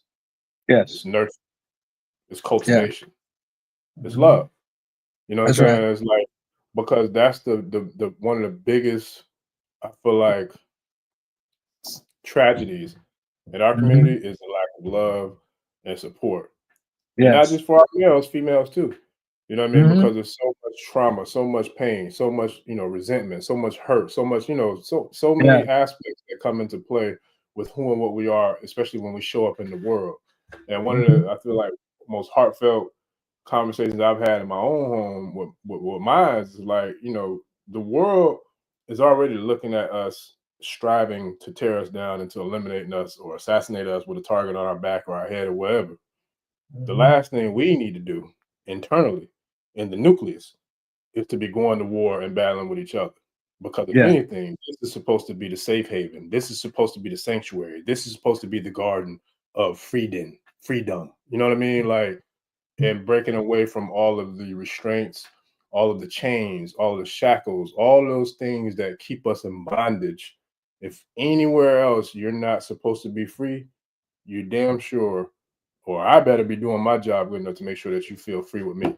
You know what I mean? That's Or right. at least in my, That's presence or environment, because if not, then that means I got a lot more work to do because I'm not doing Yeah. something right. You know what I'm That's saying? right. So it's like that's a real thing. And I see it though, because like the love is real. And I feel like it's a very powerful force, especially when it gets like when it takes hold and it starts to gain momentum. You know what I mean? And I see it. I see it across the globe. We see it in Burkina Faso. You know what I mean? Like we see, the brother. It's not funny, but I've been saying this for a long time. The brother who, I guess they just brought to court for running over the deputy, and I think it was Cincinnati or whatever, because his son got murdered. Uh, First and foremost, I Right. don't condone any violence of any kind for any reason. But as a man, and not just as a man, but as a black man, I feel like at some point in time, there's going to be the time where enough is enough, Oh, and sure. when people stop letting things like that happen, they'll slow down quite a bit if you go and get them the same way they got you. Like I said, I ain't Yeah. condoning anything, but I do know the laws of reciprocity. I do know the laws of my I know the laws of what goes around comes around, and I know something about Lady K. She gonna come and see. Might not Yeah. be yesterday, might That's not be right. today, might not be tomorrow. But boy, if That's you right. put it out there, it's coming back. And when it Yes. comes, it's coming. So that's why Yes. what you said, everything that you said, I feel like embodies how to avoid that, how to not put yourself in the line of fire with that, basically just Right. by living with Iwa Pele and doing what you have to do in order to, you know what I mean, live a life of freedom, knowing that you're That's not right. going out your way to make anybody else's life difficult. Yes. Facts, Miss Tucker. I Yes, say. sir. I say. Very good. Very good. Yes, sir. All right, bye-bye. So I got, like, if you got time, I got two more questions. If we could throw these two out there before we wrap it up. You got two for me? Yeah. Okay, cool. All right. So first one, I don't know who came first, but I put them to the side to make sure I kept up with them. Chakita says, does the Igbo tribe, I'm assuming of Africa, West Africa, have anything to do with the sons of Jacob, which I'm assuming would be like maybe part of the Bible, You maybe? know, I've been hearing a lot of that and reading a lot of that, and you know, um, the Igbos being the eastern part of Nigeria, bordering Cameroon, and then I think to the north, I can't remember what country is to the north of that, but the continent is so large, and since a lot of the traditions that of Kush Kemet and all of that. My studies have said that people migrated northward,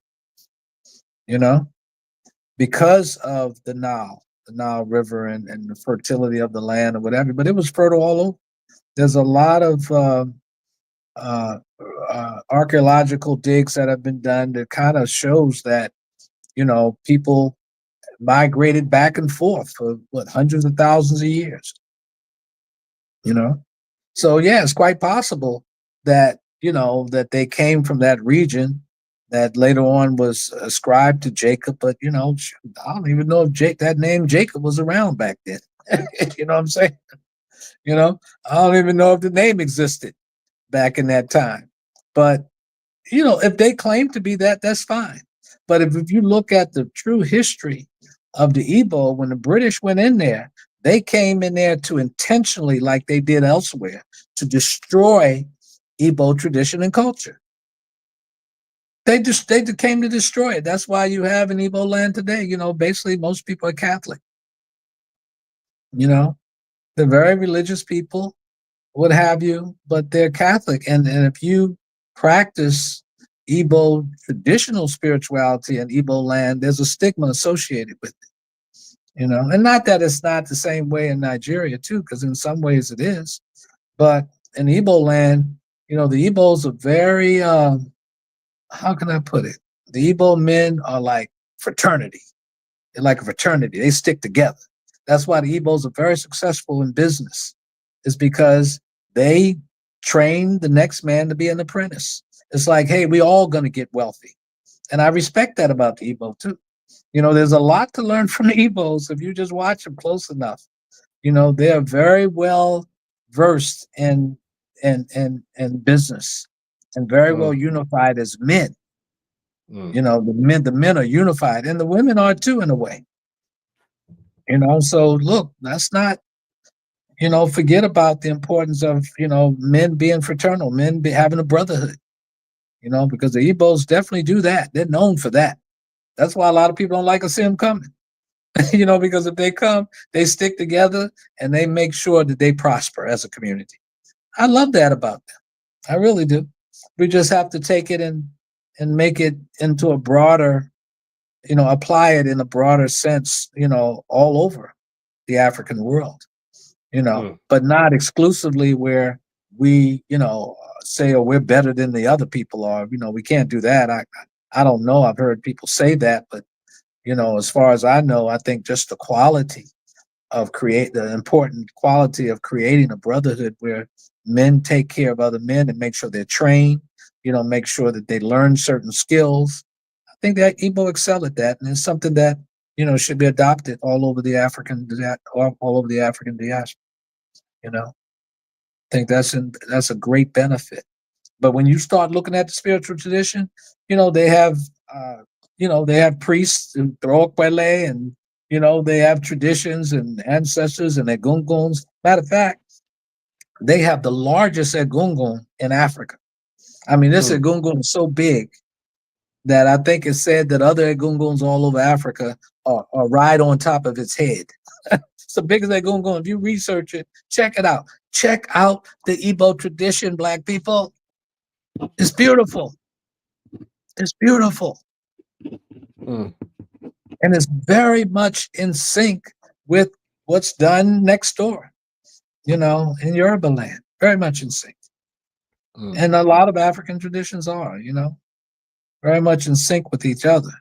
But, people on the continent created their own cosmology and universe. There's as many different spiritual religious systems in Africa than it is languages, and this is one of the things that has slowed down the connection between all African people, is that, and in some ways, Christianity, Islam helped to take away that tribalism in that way, where Muslims began, whether you were in Igbo land or in Nigeria, or whether you were in because Ibrahim Traore, he's a Muslim, you see, but you never hear him talking about Islam taking over and shit. You know what I'm saying? You never hear him talking about, religion. Matter of fact, the Saudis offered him to build 200 mosques in Burkina Faso, and he turned it down. Yeah. He turned it down. Somebody was just telling me that either today or yesterday. Yeah. That. Matter of fact, I think shout out to brother Rod Hayes, the big chief. He came and burned his mother lover down Saturday too. That man, man, and they burned it down this weekend. He was talking about that, I think, or somebody was talking about. That's real though, because it goes back to what we were just talking about, Baba. Like for me, and you know what? This is what I love and appreciate about our relationship is that it's real. So the same way I talk to you on this podcast, the same way we talk off the air. You know what I mean? Because it's just being with real people, And so, I've shared with you personally, like a part of me is kind of like in a bit of a tangle with how I feel about where we are with our tradition, because I feel like I want to be at peace. I want love. I want harmony. I don't want friction. You know what I'm saying? I don't want no challenges and no, bumping the heads or none of that, because, at the end of the day, this is about us. Right. I give thanks to the great God in heaven, for giving me the gifts that I've received and being able to learn to figure them out and find out what they are to work with them. But at the same time, we've had, I don't know, over the last week, maybe 4 or 5 of the best shows that we've had, or statistically best shows we've had since Ashe been around. And I still saw on air and in the comments separatism and division. One comment was, because Brother Rod came and tore it down, talking about Turtle Island, the Indigenous, the Nubian and the Melanated Peoples of Americas, all that. You got to change the name of your channel. It can't be African spirituality. That's real, but that really happened. You know what I'm saying? But I'm like, but it's not about that. I'm like, this first of all, that name came from spirit, and I give thanks for it, first and foremost. Second of all, this is way bigger than African or American. This is, for me personally, this is a universal construct. This is something that's ordained by the great God of heaven, the universal prime creator, the creator of the universe, the cosmos, the cosmic mother of all infinite galaxies and multiverses across the multiverses. This is about that. So if you still thinking like that, then maybe we not, in alignment like the way that I thought we was. Because for me personally, I don't give a damn about none of that. My thing is, I give thanks for being here and being able to share some sort of information that's pouring into the souls, the minds, bodies, and souls of our people. Period. Yes. It doesn't matter, because I was doing this before I knew about E5. You know what I'm saying? I was like, this was the work I was doing before I knew anything about any of that. So if you on that, or you want to click up or be, you know what I'm saying, like the superiority and all, man, I don't got time for that shit. For real, because that's not what I'm on. So it's like we definitely have to eliminate the division. There's enough of that already. Yeah, that's right. You know what I'm saying? So it's like now we need to eliminate the division and manifest collaboration for the vision. You know what I'm saying? Because that's what's going to bring about what we need collectively, globally. You know what I mean? To really bring about a transformation for the. Yeah. Well, it's the future really is that will unite us will be our consciousness. What kind of consciousness that we have. It won't be necessarily what tribe we're from. It won't be necessarily how well we have mastered a certain ethnic tradition. It won't be that, because look, we know the truth. You've got horrible people who practice Ifa. Like, they're terrible, cruel, mean. 419 thieves. You got horrible people who practice Christianity. Or horrible people who practice other spiritual traditions. The problem is human beings. That's the problem. It's not the tradition or the spiritual practice that people practice. Is people. We have trouble with human weaknesses. And like I said before, there's over 130 of them, maybe even more. So if you don't work on yourself, then why do you want to go? If you want to go to Yoruba heaven and all these other negative people from Yoruba land are going to be there, then you're going to be real disappointed when you get there. You know what I'm saying? Because that's what you wanted to do. What you want to go to is a spiritual a dimension or plane of existence where there's more harmony, more peace, and more balance. And it doesn't matter whether they're from a particular ethnic group or not. That's what we have to overcome. And once we do that, we can have the united countries of the African continent. Here you got a continent, you can fit China, you can fit the United States of America, you can fit Russia, you can fit Eastern Europe, you can fit India, you can fit Western Europe. All of those countries you can fit within the continent. That's how big that place is. So to unite Africa with all of its potential, we have to go beyond the ethnic and the tribal customs. And we've got to search and weave together that which is, that's what Pan-Africanism should be and can be, as Kwame Nkrumah and others, have portrayed it. That's what it could be, because we have a lot of work to do to make amends for the terrible tragedies that our ancestors have suffered through. And that alone should inspire us to become better people, to practice, to be more transient and to be more honest and have more integrity and be more noble. We have to aspire for celestial qualities to become real in our lives. And you can do it, but you got to practice. Practice makes perfect. When the negative thoughts and feelings come into you, cuss them out, get rid of them real fast. That's the internal war that we fight. We're fighting, it's a battlefield. And you have to let your higher qualities supplement your weaker or lower qualities. You have to do it. It's hard, but you have to do it. You see? And use the different spiritual tools. I like to call it the spiritual toolbox.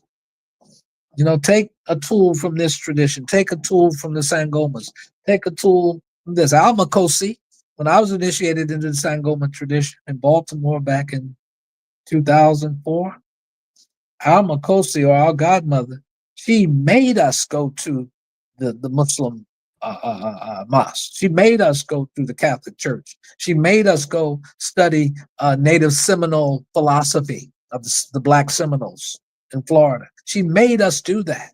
She had pushed us toward gaining more knowledge about other spiritual traditions. So that broadens your horizon, that widens your consciousness, so that you can be more of a inspiration to the world, because essentially the earth is a ship. And if the ship is sinking, you on that ship too.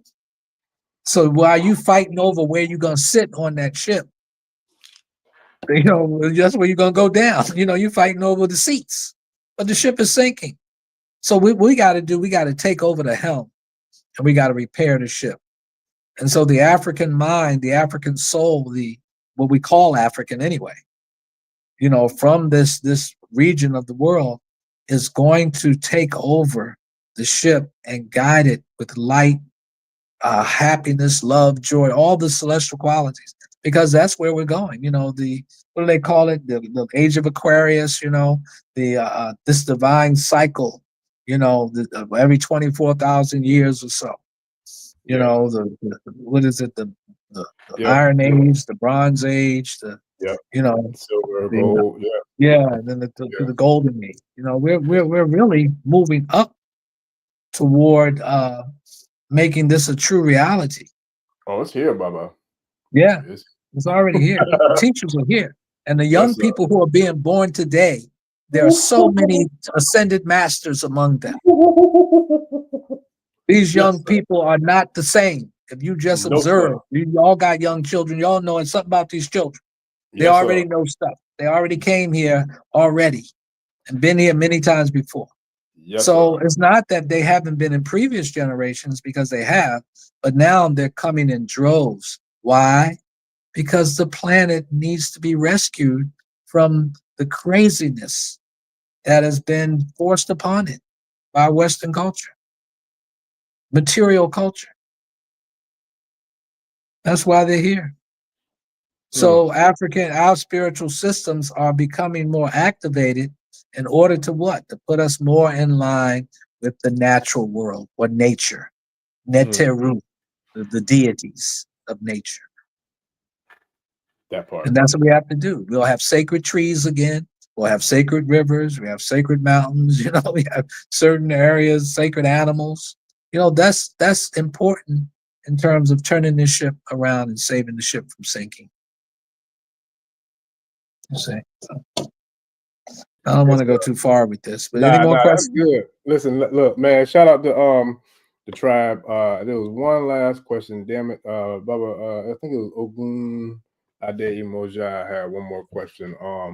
If you got time, Baba, I'll pose that one. But man, this was dope. Okay. Like it really was, because I really, let's say I already know where we're gonna go every time we do it, and it's like it's a. I feel like it's a line of divinity with unto itself, you know, based upon like you and what you bring to the channel and to the community, and hell, to me too, personally. And it's like, but I love it because there's so much more to you that I'm still learning, you know what I'm saying? But that I appreciate. And then it's also so much more that's out with our tribe and the people who, you know what I'm saying, that are part of this community and part of this movement, that also is a very special, you know, I feel like element, you know, with what's going on right now. But man, I can't thank you enough. Shout out to Drum Speaks, the Indigo Children, the Star Seeds, the Crystal Children. That's facts, y'all. Like all that is like what's happening right now. And shout out to Munam and Baba Oguntolu coming through, holding it down in the comments too, man. But the last question I had, Baba, was right here. Can you explain, and this is kind of fitting, being that you the Balogun Shango USA, Baba Kabiesi, Obakoso, Kaguo Kabiesi, can you explain what makes a king, or what it takes, I guess, to position yourself to be on the path of becoming a king? Damn.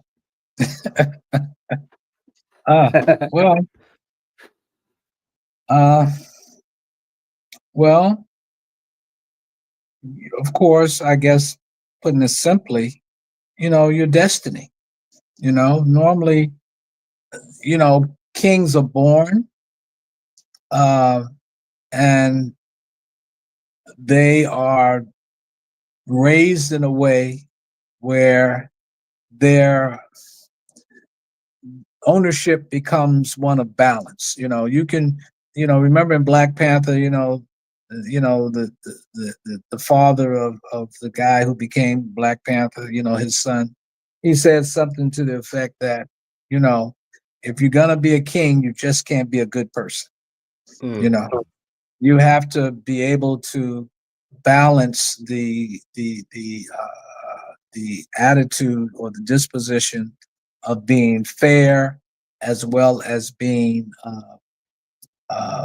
just. And justice means that you have to hold even your brother accountable if he breaks the law. You see, you can't have favoritism.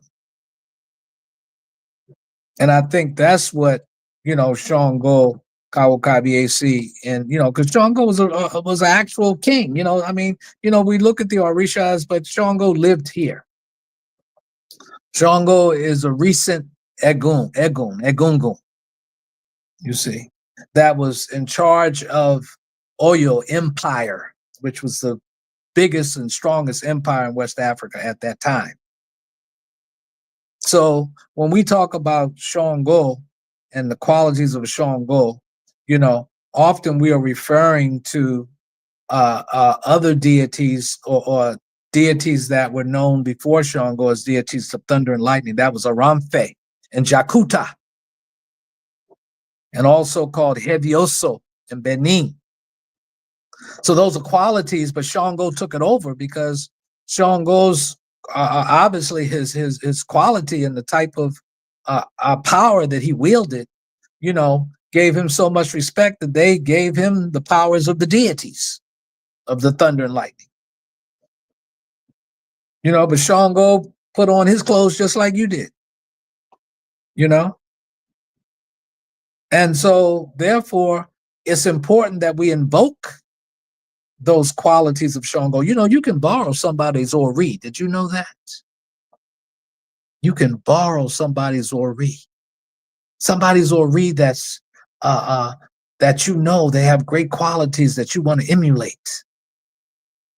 That you know they have certain expertise or certain things that you really love about their qualities. You can borrow that. All you got to do is ask for it. There's an Odu Ifa, I think it's Ogbe Iwori or Ogbe Owari. When Orimala and Eshu were good friends.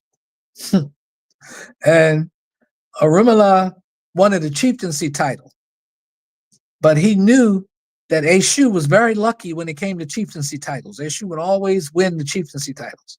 So Orimala went to Eshu one day and asked him, could he borrow his Ori so that he can win a chieftaincy title? So Eshu said, well, Orimala, he said, okay, I'll lend it to you, but you got to bring it back. So Orimala said, you know, Eshu, we're friends. You know, I'm going to bring your Ori back. So Eshu lent Orimala his Ori. And sure enough, Orimala won several chieftaincy titles. But he loved it so much that he did not want to give Eshu his Ori back. So Orimala went to a Babalao for divination and asked him what he needed to do, whatever he needed to make, so that he can keep Eshu's lucky Ori.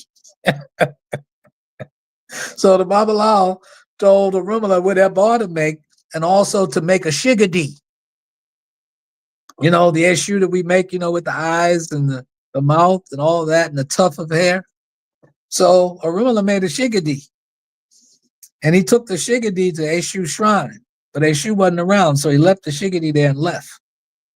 So when Eshu got home to his shrine and he looked, he said, well, this ain't my Ori. So he got annoyed, and so he went back to Orimala and said, Orimala, he said, that's not my Ori that you left at the shrine. And Orimala said, yes, it is. That's the same one I borrowed. Eshu said, no, it's not. So they got in an argument. So Orimala did not desist. He stayed with his line, saying that, Eshu, that's your Ori. That's the same one you gave me. So Eshu eventually gave up and said, all right, Orimala, just go and keep it. You know what I'm saying? So that's how Orimala was able to keep Eshu's lucky Ori. So that O285 explains that, yes, you can borrow somebody's Ori. You know, I remember when I first came here to Atlanta and I did a lecture at the Hammond's house in the West End. And I borrowed Dr. Abimbola's Ori for that lecture. You know, I called on his Ori to supplement mine and to assist me in that lecture. And that's how I got through that lecture. And, you know, Dr. Abimbola has this wonderful thing that he does, you know, when he recites Ifa, he closes his eyes. I love that. And I do that to this day, you know. And there's some other wonderful priests, male and female. I borrow their Oris often when I do my work. You can do that. If you feel like you need to be supplemented, then someone who you admire for the things that they have done and accomplished in their minds and their hearts and their souls, call on their Ori to supplement yours. You're not doing nobody no harm. You're not doing anybody any harm. I'm doing that. Yeah. Well, yeah. Nah, So how you make a king? You invoke a king. You invoke a king to supplement your Ori. You see, that's how you make a king. You see. And just be just. Just be a just king. You know, someone who is fair in judgment and not partisan. You see, and don't be partisan. Because when you gain power to affect people's lives, many people's lives, you know, you have to be very careful because you're gonna have to pay for that too. You know, and many leaders of countries and kings, they make poor decisions then there's a lot of people downstream that's going to be hurt because of one person's bad decision. It's a burden. You know, they say a lot of times kings don't have any peace. They sitting on a log of fire. That seat is burning where a king sits because he has to make some very difficult and tough decisions. See? Yeah. I don't know if that answers your question, but that's all I know about that. Nah, I think it did. Because I know we got to close it out. But shout out to the Drum Speaks. He or she, I'm not sure if it was a male or female, had a question, but it's getting late. We got to wrap it up. Because they was asking about okay, let me see. We'll put it up. Bye-bye. So the question was, he or she, they want to know, how do they honor and venerate the Orisha or the deity named Agasu? So my question was, is that the same as a Ganju? Because I've never heard of that particular deity, but maybe you probably have, Baba. I'm not sure. Have you? Well, once again, let me get into this. There's a whole bunch of deities out there. That's what I'm saying. You know, when you talk about deities, you know, when you hear 401 deities or 201 deities, that one represents infinity. There you go. That's what that one represents. Right. You see, and sometimes qualities and activities are deified. You can personify a quality. You know, like in Isheshe, in Yoruba land, you know, they talk about the towns of Oshun, not the roads. Here in the East, in the diaspora, they talk about the roads of Oshun. You know, Yeye Kare, mother of kindness, you know. They got different names for the roads of Oshun or qualities of Oshun. In Africa, they have towns. You see, the towns of Oshun. The Ifa Odus come from towns. Oshe Meiji is from Ibadan. You see. Odi Meiji, I think, is Apa.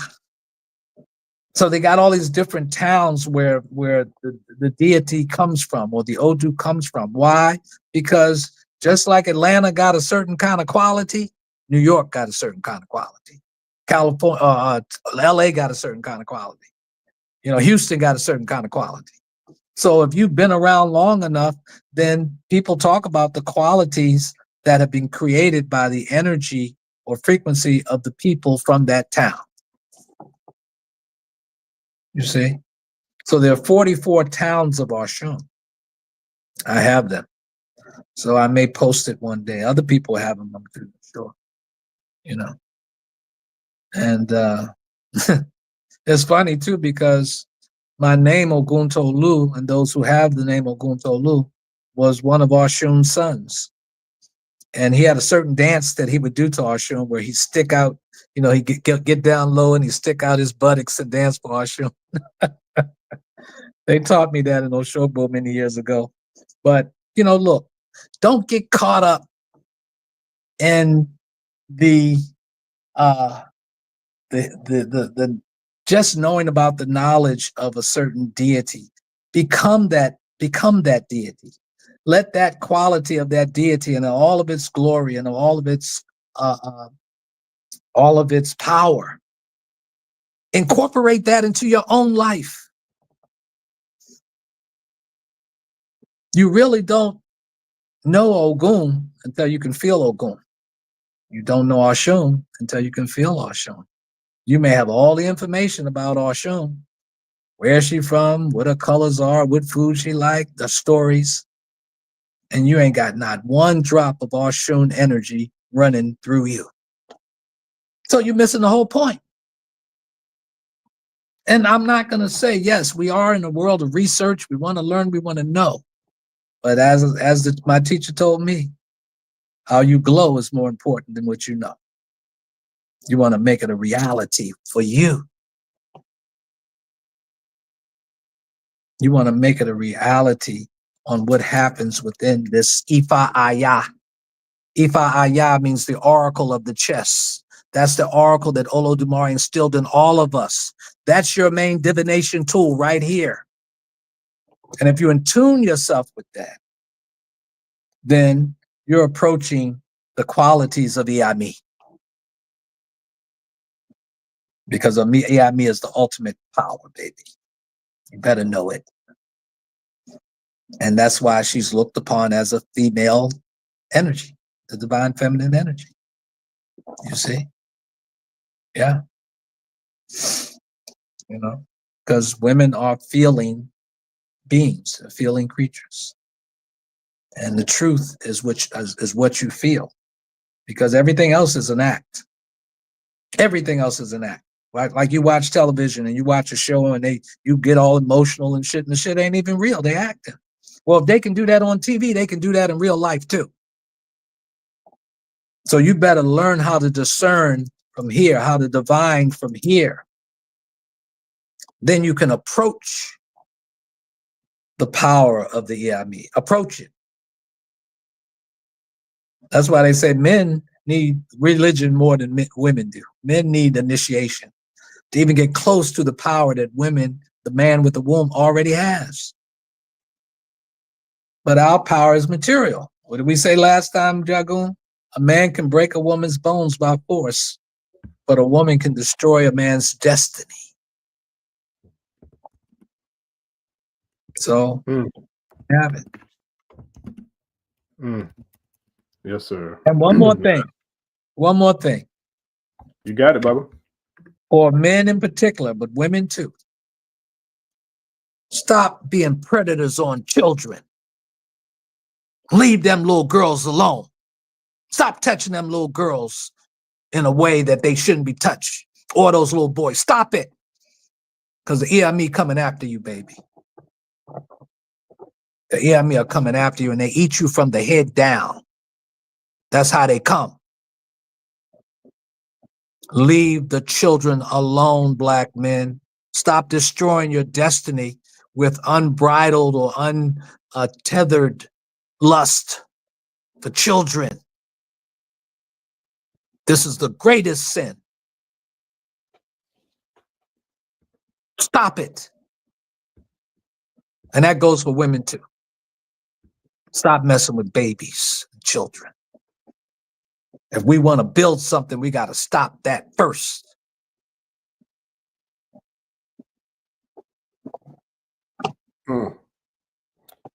Well, there's that. I'm gonna definitely shut it down now, Baba, because you just hit something that Jagoon energy. All hey, look, that put the pot on broil and put the grill flames on swole. So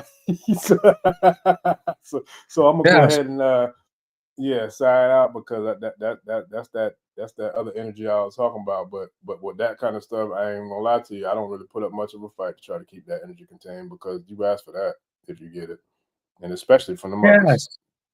Yes, how we gonna go around? How does one go around talking about unity and black freedom and love, and they destroying people's lives from young children? They doing it in Africa too. Across the globe. Doing all kinds of horrible things. Black men have to change the way that we treat.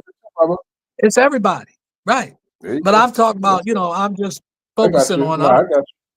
But you're right. You're right. This is everywhere. This is not our dish. This is another culture's dish.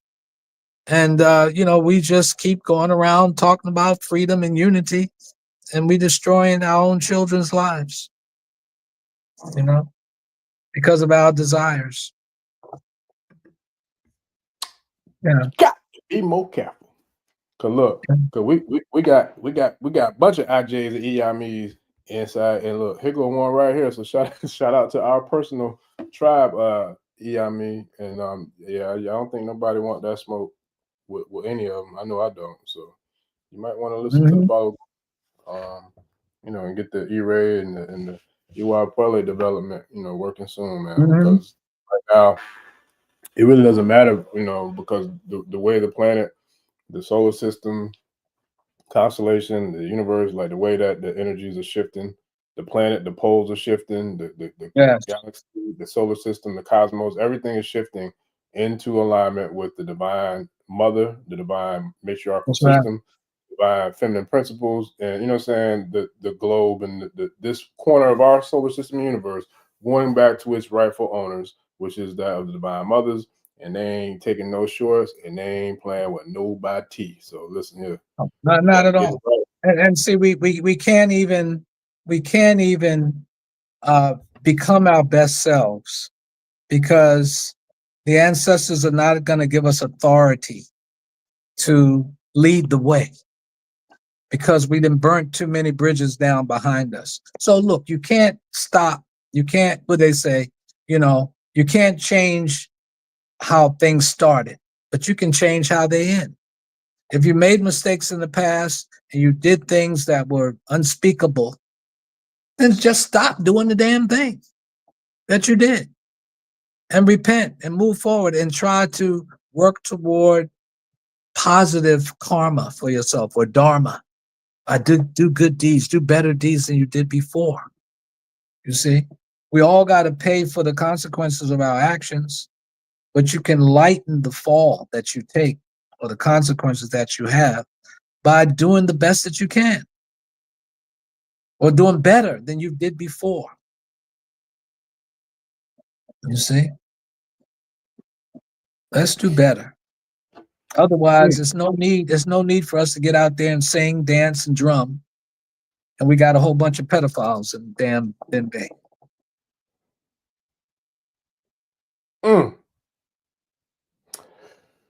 Well, there's that. So yeah, that's like I said, that's a whole nother conversation too, man. Yeah, but shout out.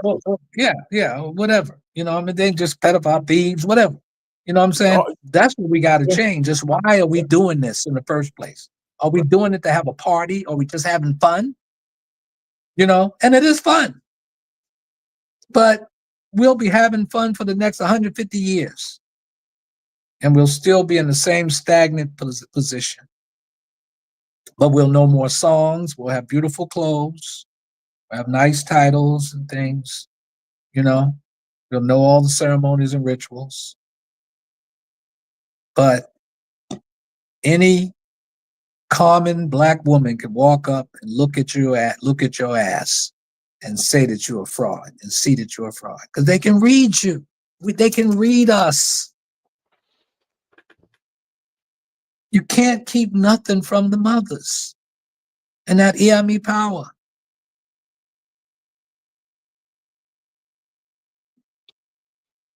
You sure can't. Yes, sir. And shout out to So I don't want to hold you anymore, man. Thank you. No, it ain't about holding me. Listen, look, me personally, you know me. Look, like I said earlier, that's part of my my shadow work. I'm gonna keep it a buck. I gotta learn how to take time off and get some goddamn reps. That's right. Right. Unplug. Well, So, hey, you know what I mean? that's that bar. That's what that bar is. There you go. That's what I said. Like to sacrifice your lower self, your terrestrial desires for celestial qualities. Yeah. That's what it is. Yeah. All this other stuff is superficial. Yeah. You know, we're doing the rituals and the ceremonies. Why? To become better people. We don't become better people just by doing rituals and ceremonies. You don't become better like that. If it was, then Yoruba land would be heaven. That part. Yoruba land would be heaven. Yeah. And they've had Ifa there for untold millennium. Yeah. Yes, that's facts, Shakita. Yeah. Right. That's real. Yes, sir. Just say we'll read y'all real quick. But yeah, now that's real, man.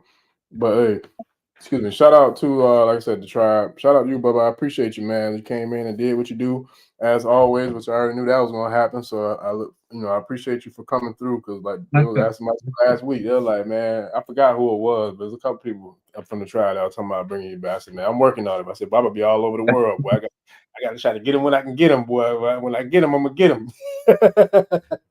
But man, I appreciate you. And we got a lot coming up too, tribe. So we definitely gonna have a community call this weekend. I got a couple things that I have to find out how I can set that up, but it's gonna be Saturday or Sunday evening. I'm thinking between like maybe 7 and 8, maybe. But I'll let y'all know, and I'll post it in the channel and the post, as well as the Patreon as well.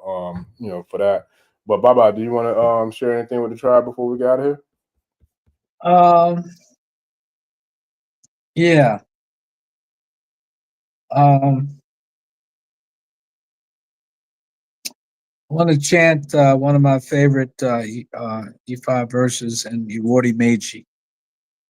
And that verse, I think, is called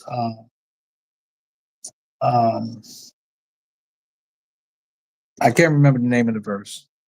But anyway, in that verse, Ifa says, when the farmer looks at cotton wool on the other side of the river, it seems to open its white teeth, smiling joyfully. Ifa divination was performed for Spider, offspring of those who do all things in a wonderful way. Ifa, in your own wonderful way, bring all good things to us. When the farmer looks at cotton wool on the other side of the river, it seems to open its white teeth, smiling joyfully. Arumala Boru, Arumala Boye, Arumala Abo Shishe. Odabo.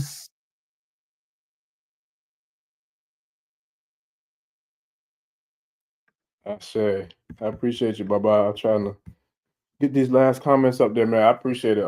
So with that, ladies and gentlemen, this has been another episode of the African Spirituality Experience. Shout out to the tribe. Like I said, I'll definitely be coming back this weekend with a community call, private community call. I'm not sure about the lives. We'll get all that ironed out. But either way, I'll keep y'all posted. Bye-bye. I appreciate you, man. Listen, I give thanks, and hopefully I can get you back soon. I know you got some things going on as well, but I don't want to be too greedy, but hopefully I can get you back soon in the near future, because the tribe always love, when you come through and drop that Balogun Ashe on them, man. So I appreciate you. They appreciate you. We appreciate you. So with that, man, I give thanks. Mudupe. All right. Yes, sir. Ashe. Okay, cool. Yes, sir. All right, family. So yeah, this has been another episode of the African Spirituality Experience. I am your host, Orisha Bami. Shout out to the Balogun Shango, Baba Oguntolu, one of the flyest dudes that I personally know. I give a shout out to him and everybody who came through tonight, man. I appreciate y'all. I appreciate the love and support. And we'll be back soon, fam. We'll see y'all in the next episode. We out. Peace. Odabo. Odabo.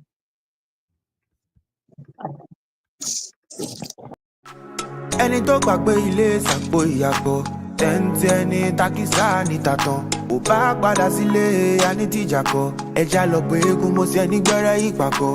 Forsake not your ancestors and praise your